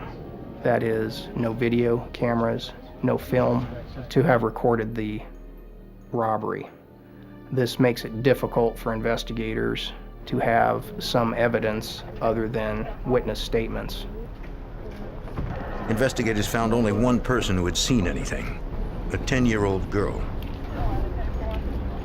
If you had to guess, what kind of car would you say it is? She told agents that she'd been riding her bike across the street when the robbery occurred. Two men in ski masks holding bags had jumped out of a gray car and had run into the bank. She rode away before the men came out. The girl was either too young or too scared to get the license plate. Police put out an all-points bulletin alerting units to be on the lookout for a gray sedan as a possible getaway vehicle. I felt the robbers in this particular case were from the immediate area. First of all, the Gibson Bank is a very isolated location. Second of all, both individuals were wearing coveralls, which are somewhat indigenous to the working people in these communities. Car 32, car 32. Uniform 10-4, I got it. The deputy on his way to the robbery scene headed for likely routes the bandits would have used to escape. Central, I'm going to check this out. We have a car matching the description. 2.5 miles from the bank, he noticed a gray sedan, apparently abandoned in the middle of a farm field. No one was in sight. He checked the car and radioed in the license plate number. It was registered to a teenager by the name of Island Schultz, who lived nearby. He thought it was extremely unusual that this vehicle would be sitting where it was. And knowing that they were only just a couple of miles away, he drove to their house.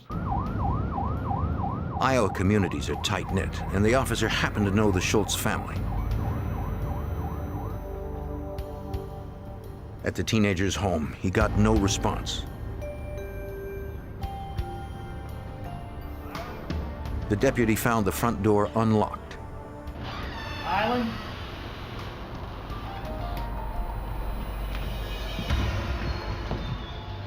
Inside, he discovered 18-year-old Island Schultz lying on the floor, shot to death. He radioed for assistance. Mahaska County Chief Deputy Paul DeGeest felt strongly that this second homicide was likely related to both the first murder and the bank heist. We're relatively sure in our own minds that these were all connected. They were in a 5-mile radius of each other. And again, that's just not something you see a lot of in rural Iowa, where you would have 2 bodies and a bank robbery all within a matter of 2 hours. The recent high school graduate had been shot twice in the head from close range. An audio cassette and 2 .22 caliber shell casings, the same caliber found at the first murder scene, were recovered close to her body. Like the earlier homicide, investigators found no indication of forced entry and no defensive wounds on the young girl. Iowa Special Agent Michael Barrier discovered another important connection to the first murder victim, Barb Garber. A neighborhood canvass in the area of the Schultz residence gave us information that a green pickup truck, newer, in good shape, was seen parked in the Schultz driveway at about 9:30 a.m. that morning. That's interesting to us because Barb Garber's pickup is a newer, dark green Dodge pickup truck.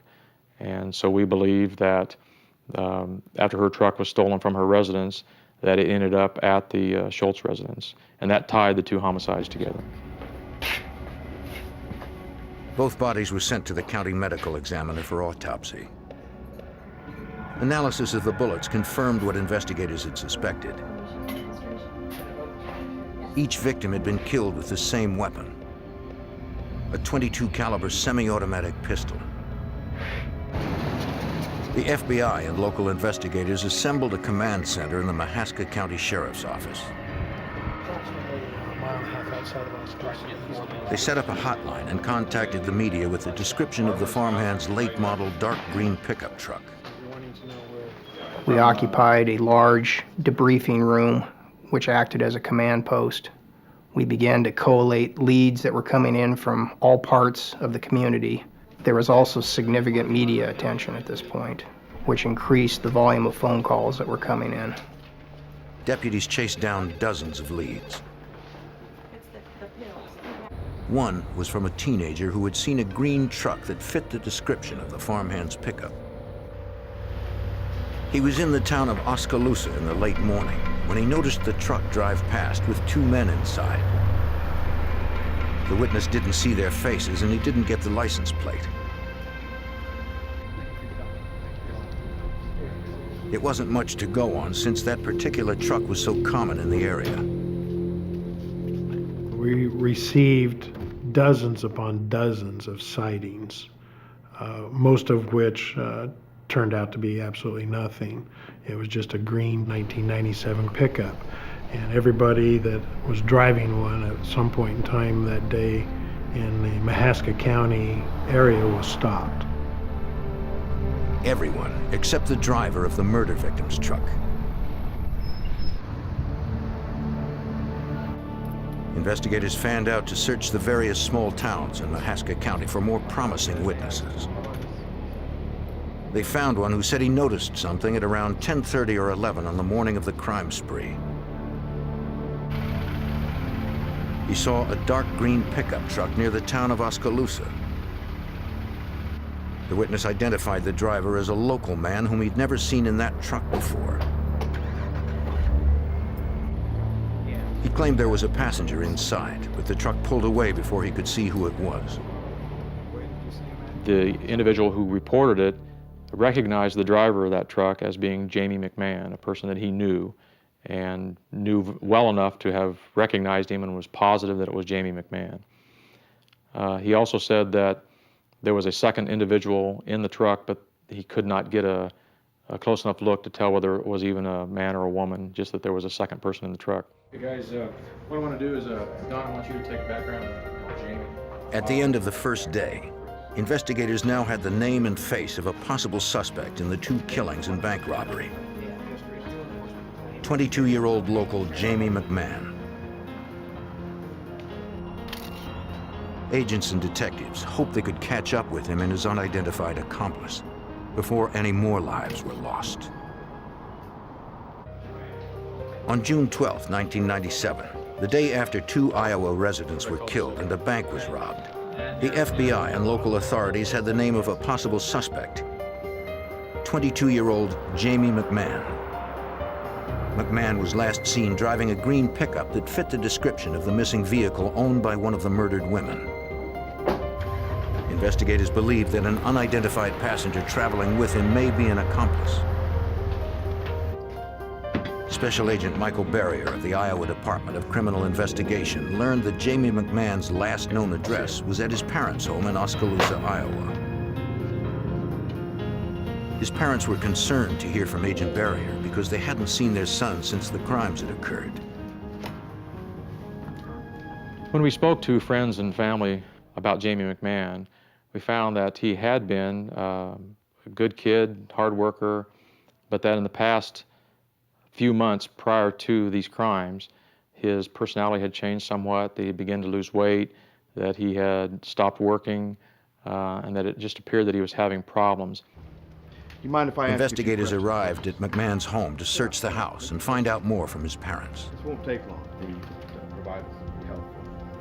Over the past several weeks, McMahon had been spending a lot of time with his 18-year-old stepbrother, Christopher Kaufman.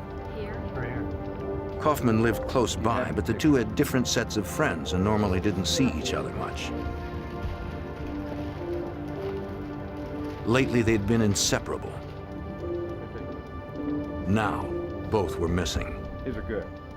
Because the bank had been robbed by 2 individuals, and because the witness had seen McMahon driving a truck with a second individual, we just had to assume that Chris Kaufman was the second person with Jamie McMahon. Detectives interviewed McMahon's friends who remembered seeing him with Christopher Kaufman late on the night before the crimes, driving an old blue station wagon. One friend had lent McMahon the car for the past few months, since the suspect couldn't afford one, according to Mahaska County Sheriff's Chief Deputy Paul DeGeest. This vehicle was a blue station wagon, which would appear to be a hatchback type vehicle if you just drove past the back of it. This would also tie in with the vehicle that the neighbor seen in Barb Garber's driveway earlier that morning. Investigators searched the car, but found no evidence that physically connected McMahon or Kaufman to Barbara Garber's murder. Any unusual behavior? McMahon's friends mentioned that he had always wanted a dark green pickup like the victims, but the sticker price was out of his range. Jamie had an infatuation with this particular type of vehicle. Earlier that year, he had one on order that fit the same as what Barb Garber's was and did not have the money to pay for it, so he canceled the order.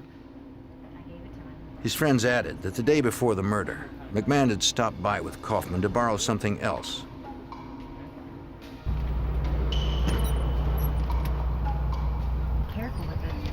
A .22 caliber semi-automatic handgun that he claimed he was going to use to shoot stray cats. The same type of gun was used in both murders.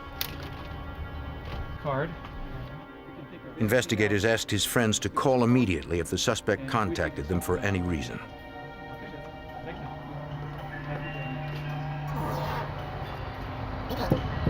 Authorities learned from several other friends that the suspected murderer had recently been abusing the drug methamphetamine. FBI Special Agent Scott French was concerned about McMahon's mental state, since the illegal drug is an addictive stimulant.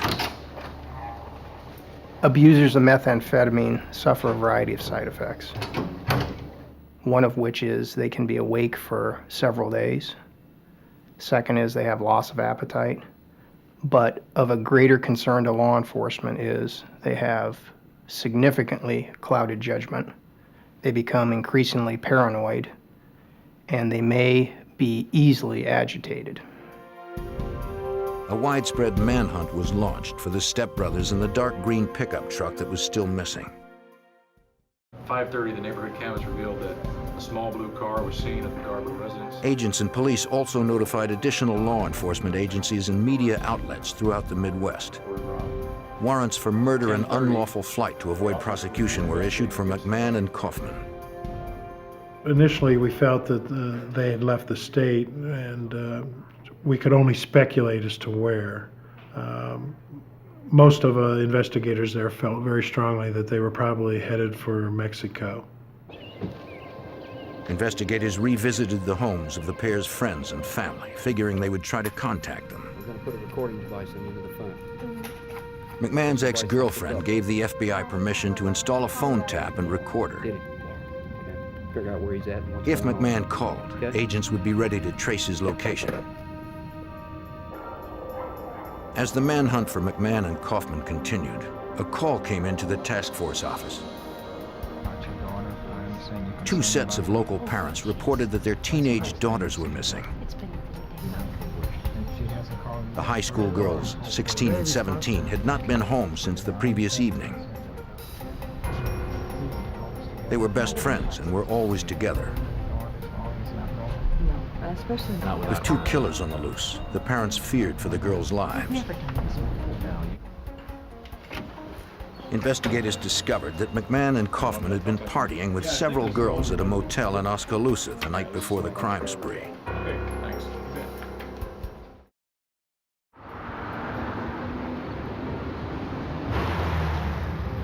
At the motel, a clerk told investigators the girls had stayed overnight and were still in the room on the morning of the crimes. Yeah, those are the girls. Those are the girls, yeah. Those are the ones. The employee saw McMahon and Kaufman with a green truck later on that same day.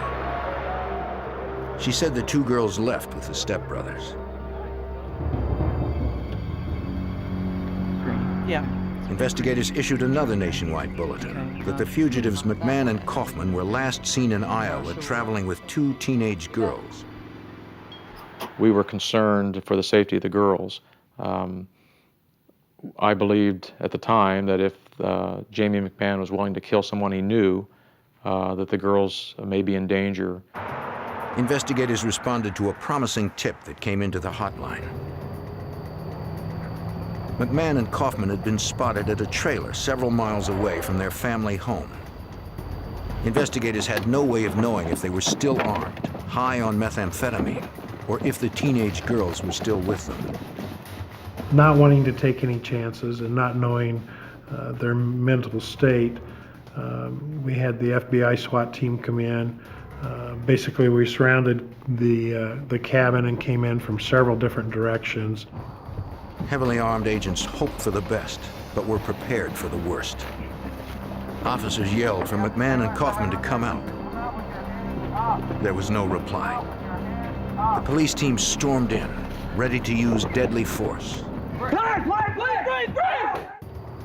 In June of 1997, the FBI and Iowa investigators stormed a trailer in a remote field on the second day of a nationwide manhunt for 22-year-old Jamie McMahon and his 18-year-old stepbrother, Chris Kaufman.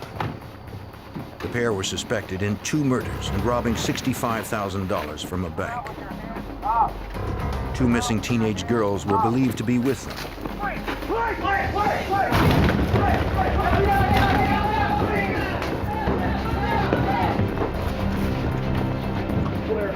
Clear down. Looking back here. Investigators found no trace of the fugitives or the girls. Sightings of the stepbrothers in the stolen green pickup were reported from as far south as Texas to as far north as Minnesota. With $65,000 in cash and a 12-hour lead, Iowa Special Agent Michael Beria realized the pair could be anywhere by now. We were unable to really come up with any place that they may go. We had information that they might have gone to Minnesota. We also had information that they may have friends or relatives in Florida. But we didn't really have any solid direction of travel where they went.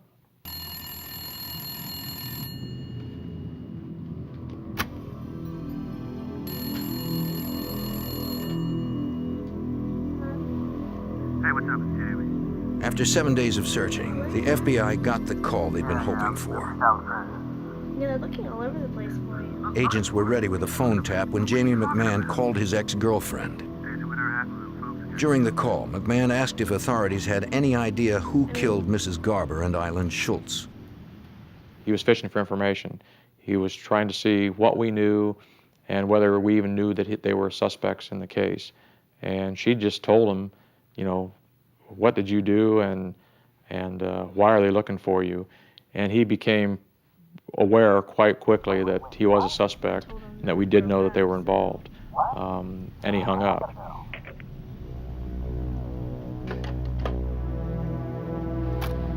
The agent called his supervisor at the Mahaska County Command Center. FBI Special Agent Scott French learned McMahon had been on the phone long enough to trace his call.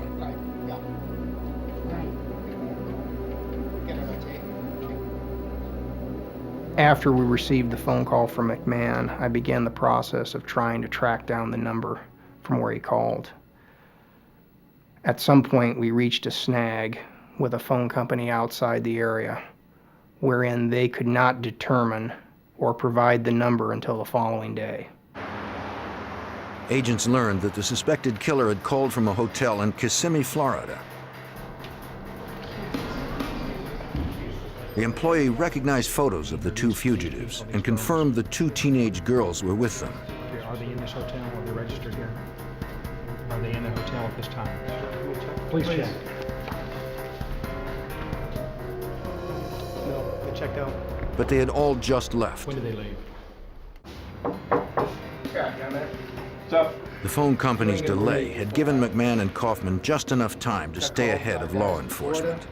McMahon and Kaufman are gone. We missed them. So they know we're looking for them now. They know we're looking for them. Good. Agents were concerned that McMahon and Kaufman would be more difficult to find now, since they knew the FBI were on their trail. All right, well, thanks, and I'll get back on this. All right. All right. Thank you. Though authorities had missed McMahon and Kaufman in Florida, the two teenage girls who had been traveling with the fugitives returned home safely to their parents. Parents, take a seat, get some coffee. Investigators questioned the girls about the time they spent with McMahon and Kaufman.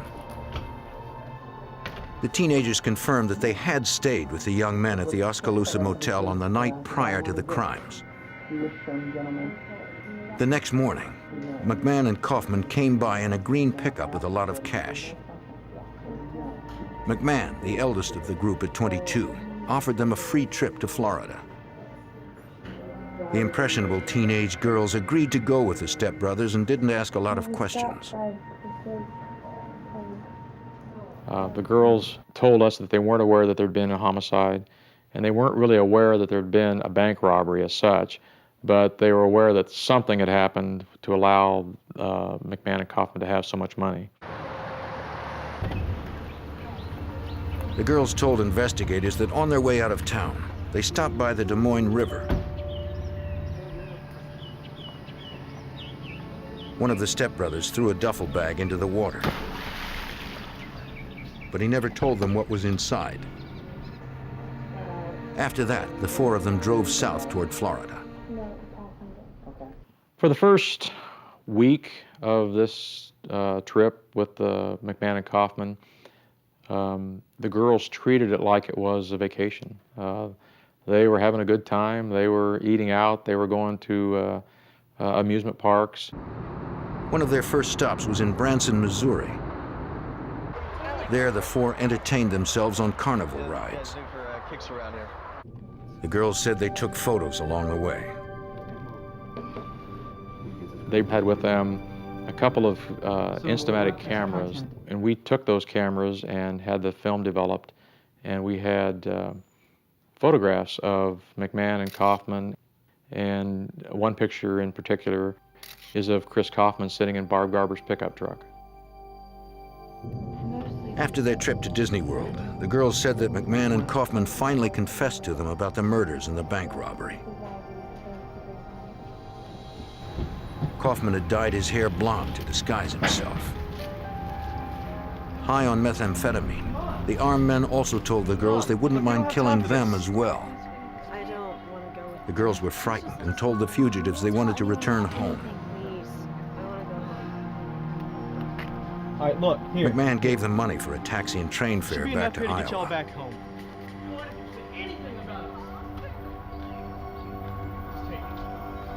They told investigators they had no idea where the stepbrothers were headed. Well, they didn't say where they were going. They just gave us money and we left. Investigators concluded the girls were not involved since they remained at the Oskaloosa Motel when the crimes had occurred.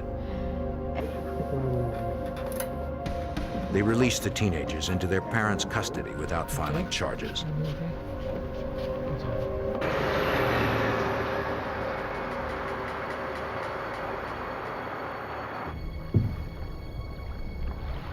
On the Des Moines River, an off-duty Iowa trooper happened to come across a bag in the water.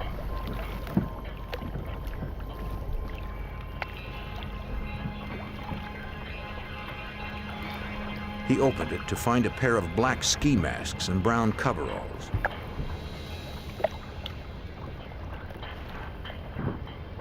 The officer also found a wallet with a driver's license. He contacted police and gave them the evidence. The wallet and driver's license belonged to the murdered Island Schultz. The clothing matched what the robbers were wearing when they made off with $65,000 in cash from an Iowa bank. Jamie McMahon and Christopher Kaufman remained the prime suspects, and they were still out there, armed and strung out. On June 30th, 1997, 19 days after the search for McMahon and Kaufman began, a call came into the Escambia County Sheriff's Department in Florida. A motorist in Pensacola wanted to talk to police. Everybody involved in this that you can, okay? He told them he was driving on a nearby highway when he noticed a green pickup. The night before, he had seen a story about the manhunt for McMahon and Kaufman on television. The truck seemed to fit the description of the fugitive's vehicle. The motorist pulled alongside to get a closer look. He thought the driver looked exactly like the man featured on the show. The truck also had Iowa tags. The motorist pulled off and phoned police. South, east, and west of the The area. Escambia County Sheriff's Department realized the motorist's description of the truck matched the one Iowa authorities were looking for. Compass and compass right there. Iowa authorities wanted to be sure this wasn't just another false lead. Yeah, I've had dealings with him in the past. It seemed promising since the suspected murderers were last seen in Florida. You got on him? They confirmed the license number and sent photos of the stepbrothers to the sheriffs in Pensacola. That's the same guy I'm thinking of. Iowa investigators alerted them to use caution since the fugitive pair were considered armed and dangerous. Now pick up something and come back over here. You set up roadblocks around Pensacola and all surrounding counties. An urgent be on the lookout was issued for the green truck in the Pensacola area. Deputies searched local roads, shopping centers, and motel parking lots for any sign of the fugitives or the stolen green pickup truck.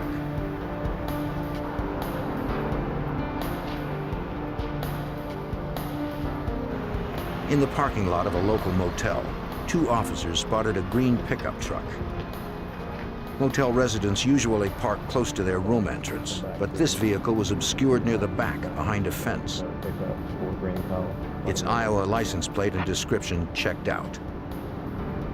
It was the murder victim's stolen truck from Iowa.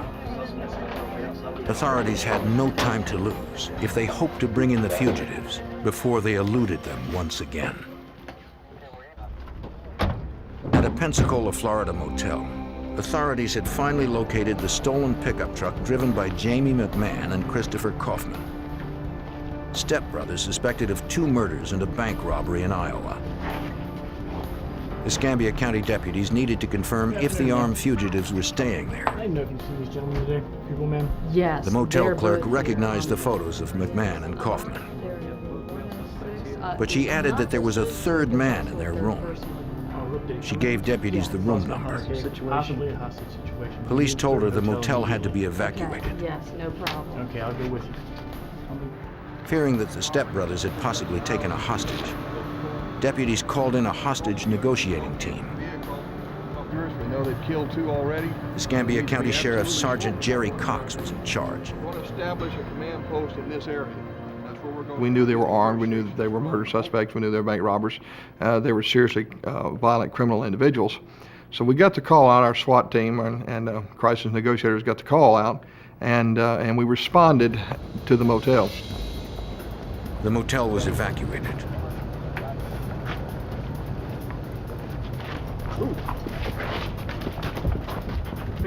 The hostage negotiating team set up an emergency center nearby.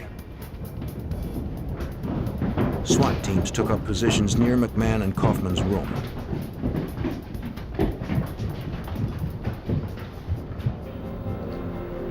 Snipers set up on a nearby roof.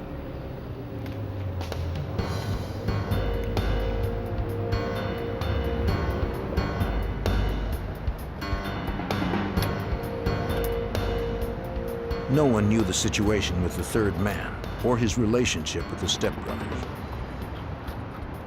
They had no way of knowing if they were all still inside. The negotiator secured the line and attempted to get them on the phone. Okay, we got the line.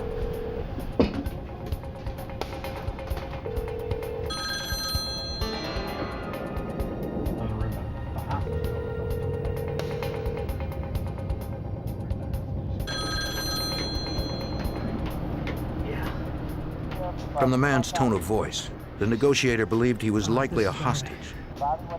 When I made contact with the room, the first individual that I talked to was the hostage himself. He gave me a false name, and I began to try to talk to him a little bit, knowing that was not the correct name, of course, and try to find out what his situation was, what his physical condition was, and what the situation was in the room. The man said he had just met the fugitives hitchhiking and stayed with them to party for a while. The stepbrothers had been awake for almost 4 days, high on meth, and now they were finally crashing. There's no way. They'll shoot. The man had since become aware they were murder suspects and that they were still armed. In and out of sleep, wiped out. He was absolutely frightened out of his mind. He did not know what to do, and he knew that they were willing to take life. They had made statements to him that they would not be taken alive, and therefore he was afraid to make any moves because of what they might do to him.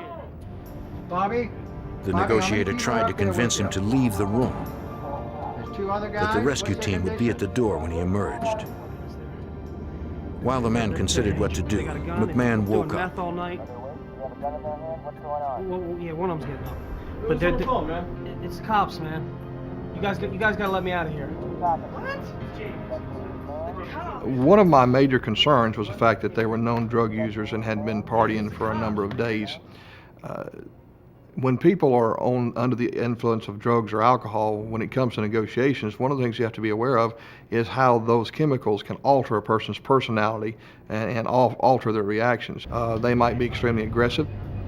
Due to their 3-week drug binge, it became clear to the negotiator that the fugitives were not thinking clearly, if at all. Talking to the cops for? Calm down, man. Whoa, calm down. Here.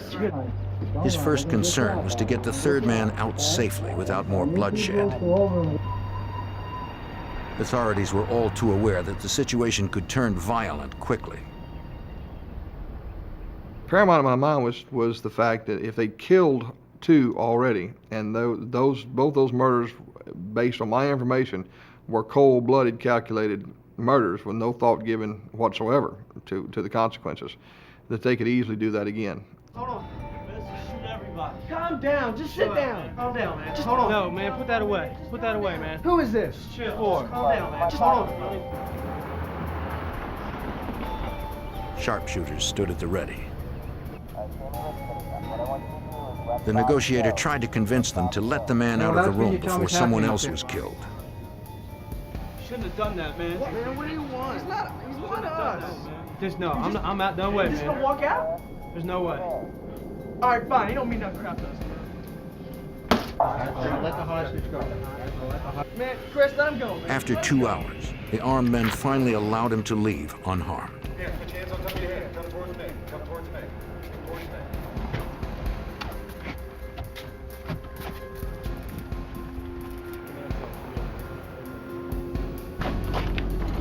SWAT members spirited the hostage out of the line of fire to where the negotiators continued to work. The hostage said he met the fugitives in New Orleans and had been with them for several days. He said they had a lot of drugs and a lot of cash in the room. They only had one handgun as far as he knew. With 2 armed fugitives still barricaded in the motel room, a peaceful resolution did not seem likely. In June of 1997, hostage negotiators and a SWAT team surrounded a Pensacola, Florida motel where 2 armed fugitives wanted for 2 murders and a bank heist in Iowa remained barricaded inside their room, strung out on drugs. Escambia County Sheriff Sergeant Jerry Cox was the lead negotiator. The most difficult segment of the negotiations for me was to try to overcome the emotional state that they were in as a result of their drug use, their prolonged activity of being awake for so long, and to try to direct them in a peaceful resolution. He spoke to 18-year-old Christopher Kaufman for some time. This is Chris. We're gonna kill everybody. The young fugitive was aware that he was surrounded by police. Sergeant Cox tried to convince him to do the sensible thing and come out unarmed. But one of the things I was able to learn from Kaufman was that he was tired, that he was just too physically and mentally exhausted to be making an awful lot of decisions. Worn out, Kaufman passed the phone to his 22-year-old stepbrother, Jamie McMahon. Hello? What? The negotiator noticed that McMahon seemed more lucid, more mature than his younger brother. He used it as a hook to separate the two. So I told him, I said, it's obvious to me that you're the one who's running the show in there. I need you to take charge and do something for me. And he said, what is that? And I said, well, what I need you to do is I need you to take care of your brother. I need you to get him out of there. Look, just go. The strategy worked. Man, just go. I started this. Let me finish. Movement, red one, white male. Chris, man, I just want you to go. McMahon didn't want his brother to suffer no, whatever look at me, man. You consequences just gotta McMahon go. was going to face by staying in the room. Go.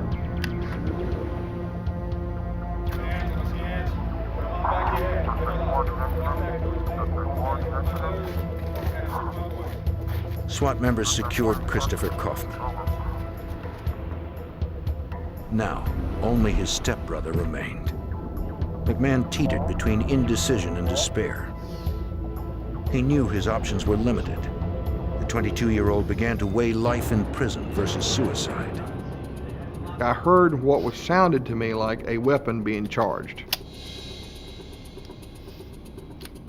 It was an automatic pistol that he had in there, so it sounded like somebody had slid the slide back and ejected a shell into the chamber, arming the weapon for firing. Gave me some concern. I passed that information on to our commanders and our SWAT team. McMahon's judgment was clouded. You there? He didn't want to spend the rest of his life behind bars. No, man. Confused and desperate, he looked to the negotiator for guidance. And the thing that seemed to work the most was constantly reminding him that as long as he was alive, he had some hope. He had a chance. Once he was dead, there was no chance. And that in Iowa, there was no death penalty. He had an awful lot of years ahead of him to figure this out. McMahon relented to the negotiator's insight. 4 hours after it had begun, the last fugitive walked out of the room, unarmed as instructed. The negotiator was able to defuse the situation without death or injury. Agents secured and searched the motel room. They recovered $29,000 in cash of the $65,000 that was stolen. They also found the .22 semi-automatic handgun. On every table rested empty beer bottles, marijuana, and powdered methamphetamine. Ballistics tests later confirmed that .22 was the weapon used to kill the 2 women in Iowa. Authorities questioned the pair separately. I understand from your brother that you committed both of the murders. No. One of them. Kaufman told investigators it was his stepbrother's idea to rob the bank. To pull off the heist, they needed a car. McMahon already had his eye on the first victim's pickup truck, the truck he initially wanted to use as the getaway vehicle. I think I may have left it at a different friend's house. You mind if I use your phone real quick? Mrs. Garber knew McMahon and allowed the brothers into her house. Man, just put the phone right back down, please. Yeah, please. Look, I've got money in the house. You don't Shut up, need man. to, you don't Just need sit down to. right there. Just sit down. Just sit down! You don't Once need to. inside, Just do Kaufman it. claimed his stepbrother egged him on to kill her. Just do it! All right, do it! He wanted Mrs. Garber dead so she wouldn't report the vehicle missing.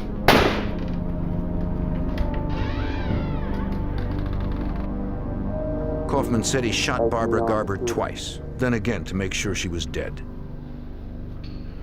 Since McMahon loved her truck so much, he wanted to keep it and steal a different vehicle to use in the robbery. McMahon decided to try another friend of his, Eileen Schultz. Hey. You're my brother Chris, right? Hey, we're completely out of gas, so can we borrow some money? Sure, no problem. Come on in. You got some. Like Mrs. Garber, their second victim let McMahon in along with Kaufman. Little road The trip pair or claimed they something? needed money for gas. Yeah, I think I She have lent them some. $5. Is that good That's enough fine. now? For now. Yeah, yeah. As she bent over to put a music tape on, Hey, I got a Kaufman pretty told cool investigators Wanna take a look? his stepbrother shot her in the back of the head. To make sure she was dead, McMahon shot her again between the eyes. The stepbrothers took Schultz's car keys and wallet. Over the next 3 weeks, the pair spent $36,000 on hotels, prostitutes, and drugs before they were apprehended in Pensacola, Florida. Though Iowa had no death penalty, Jamie McMahon, 22, and Christopher Kaufman, 18, faced the federal death penalty for 2 carjackings resulting in death. They faced another federal charge for bank robbery. To avoid a death sentence, the stepbrothers pled guilty to all federal and state charges. Their convictions left many unanswered questions for the people of Iowa and Mahaska County Chief Deputy Paul DeGeest. These two guys were as common as any two boys next door. I can't explain why they would go to this extent to get a vehicle and to go on vacation or just to impress a couple of girls. It's just crazy. You'd never guess that they would be the two type of individuals to do that, knowing their parents, knowing their backgrounds. I mean, it just didn't make sense. Jamie McMahon serves the rest of his life in Leavenworth, Kansas. Christopher Kaufman serves his time in solitary confinement in the tough Supermax federal prison in Florence, Colorado.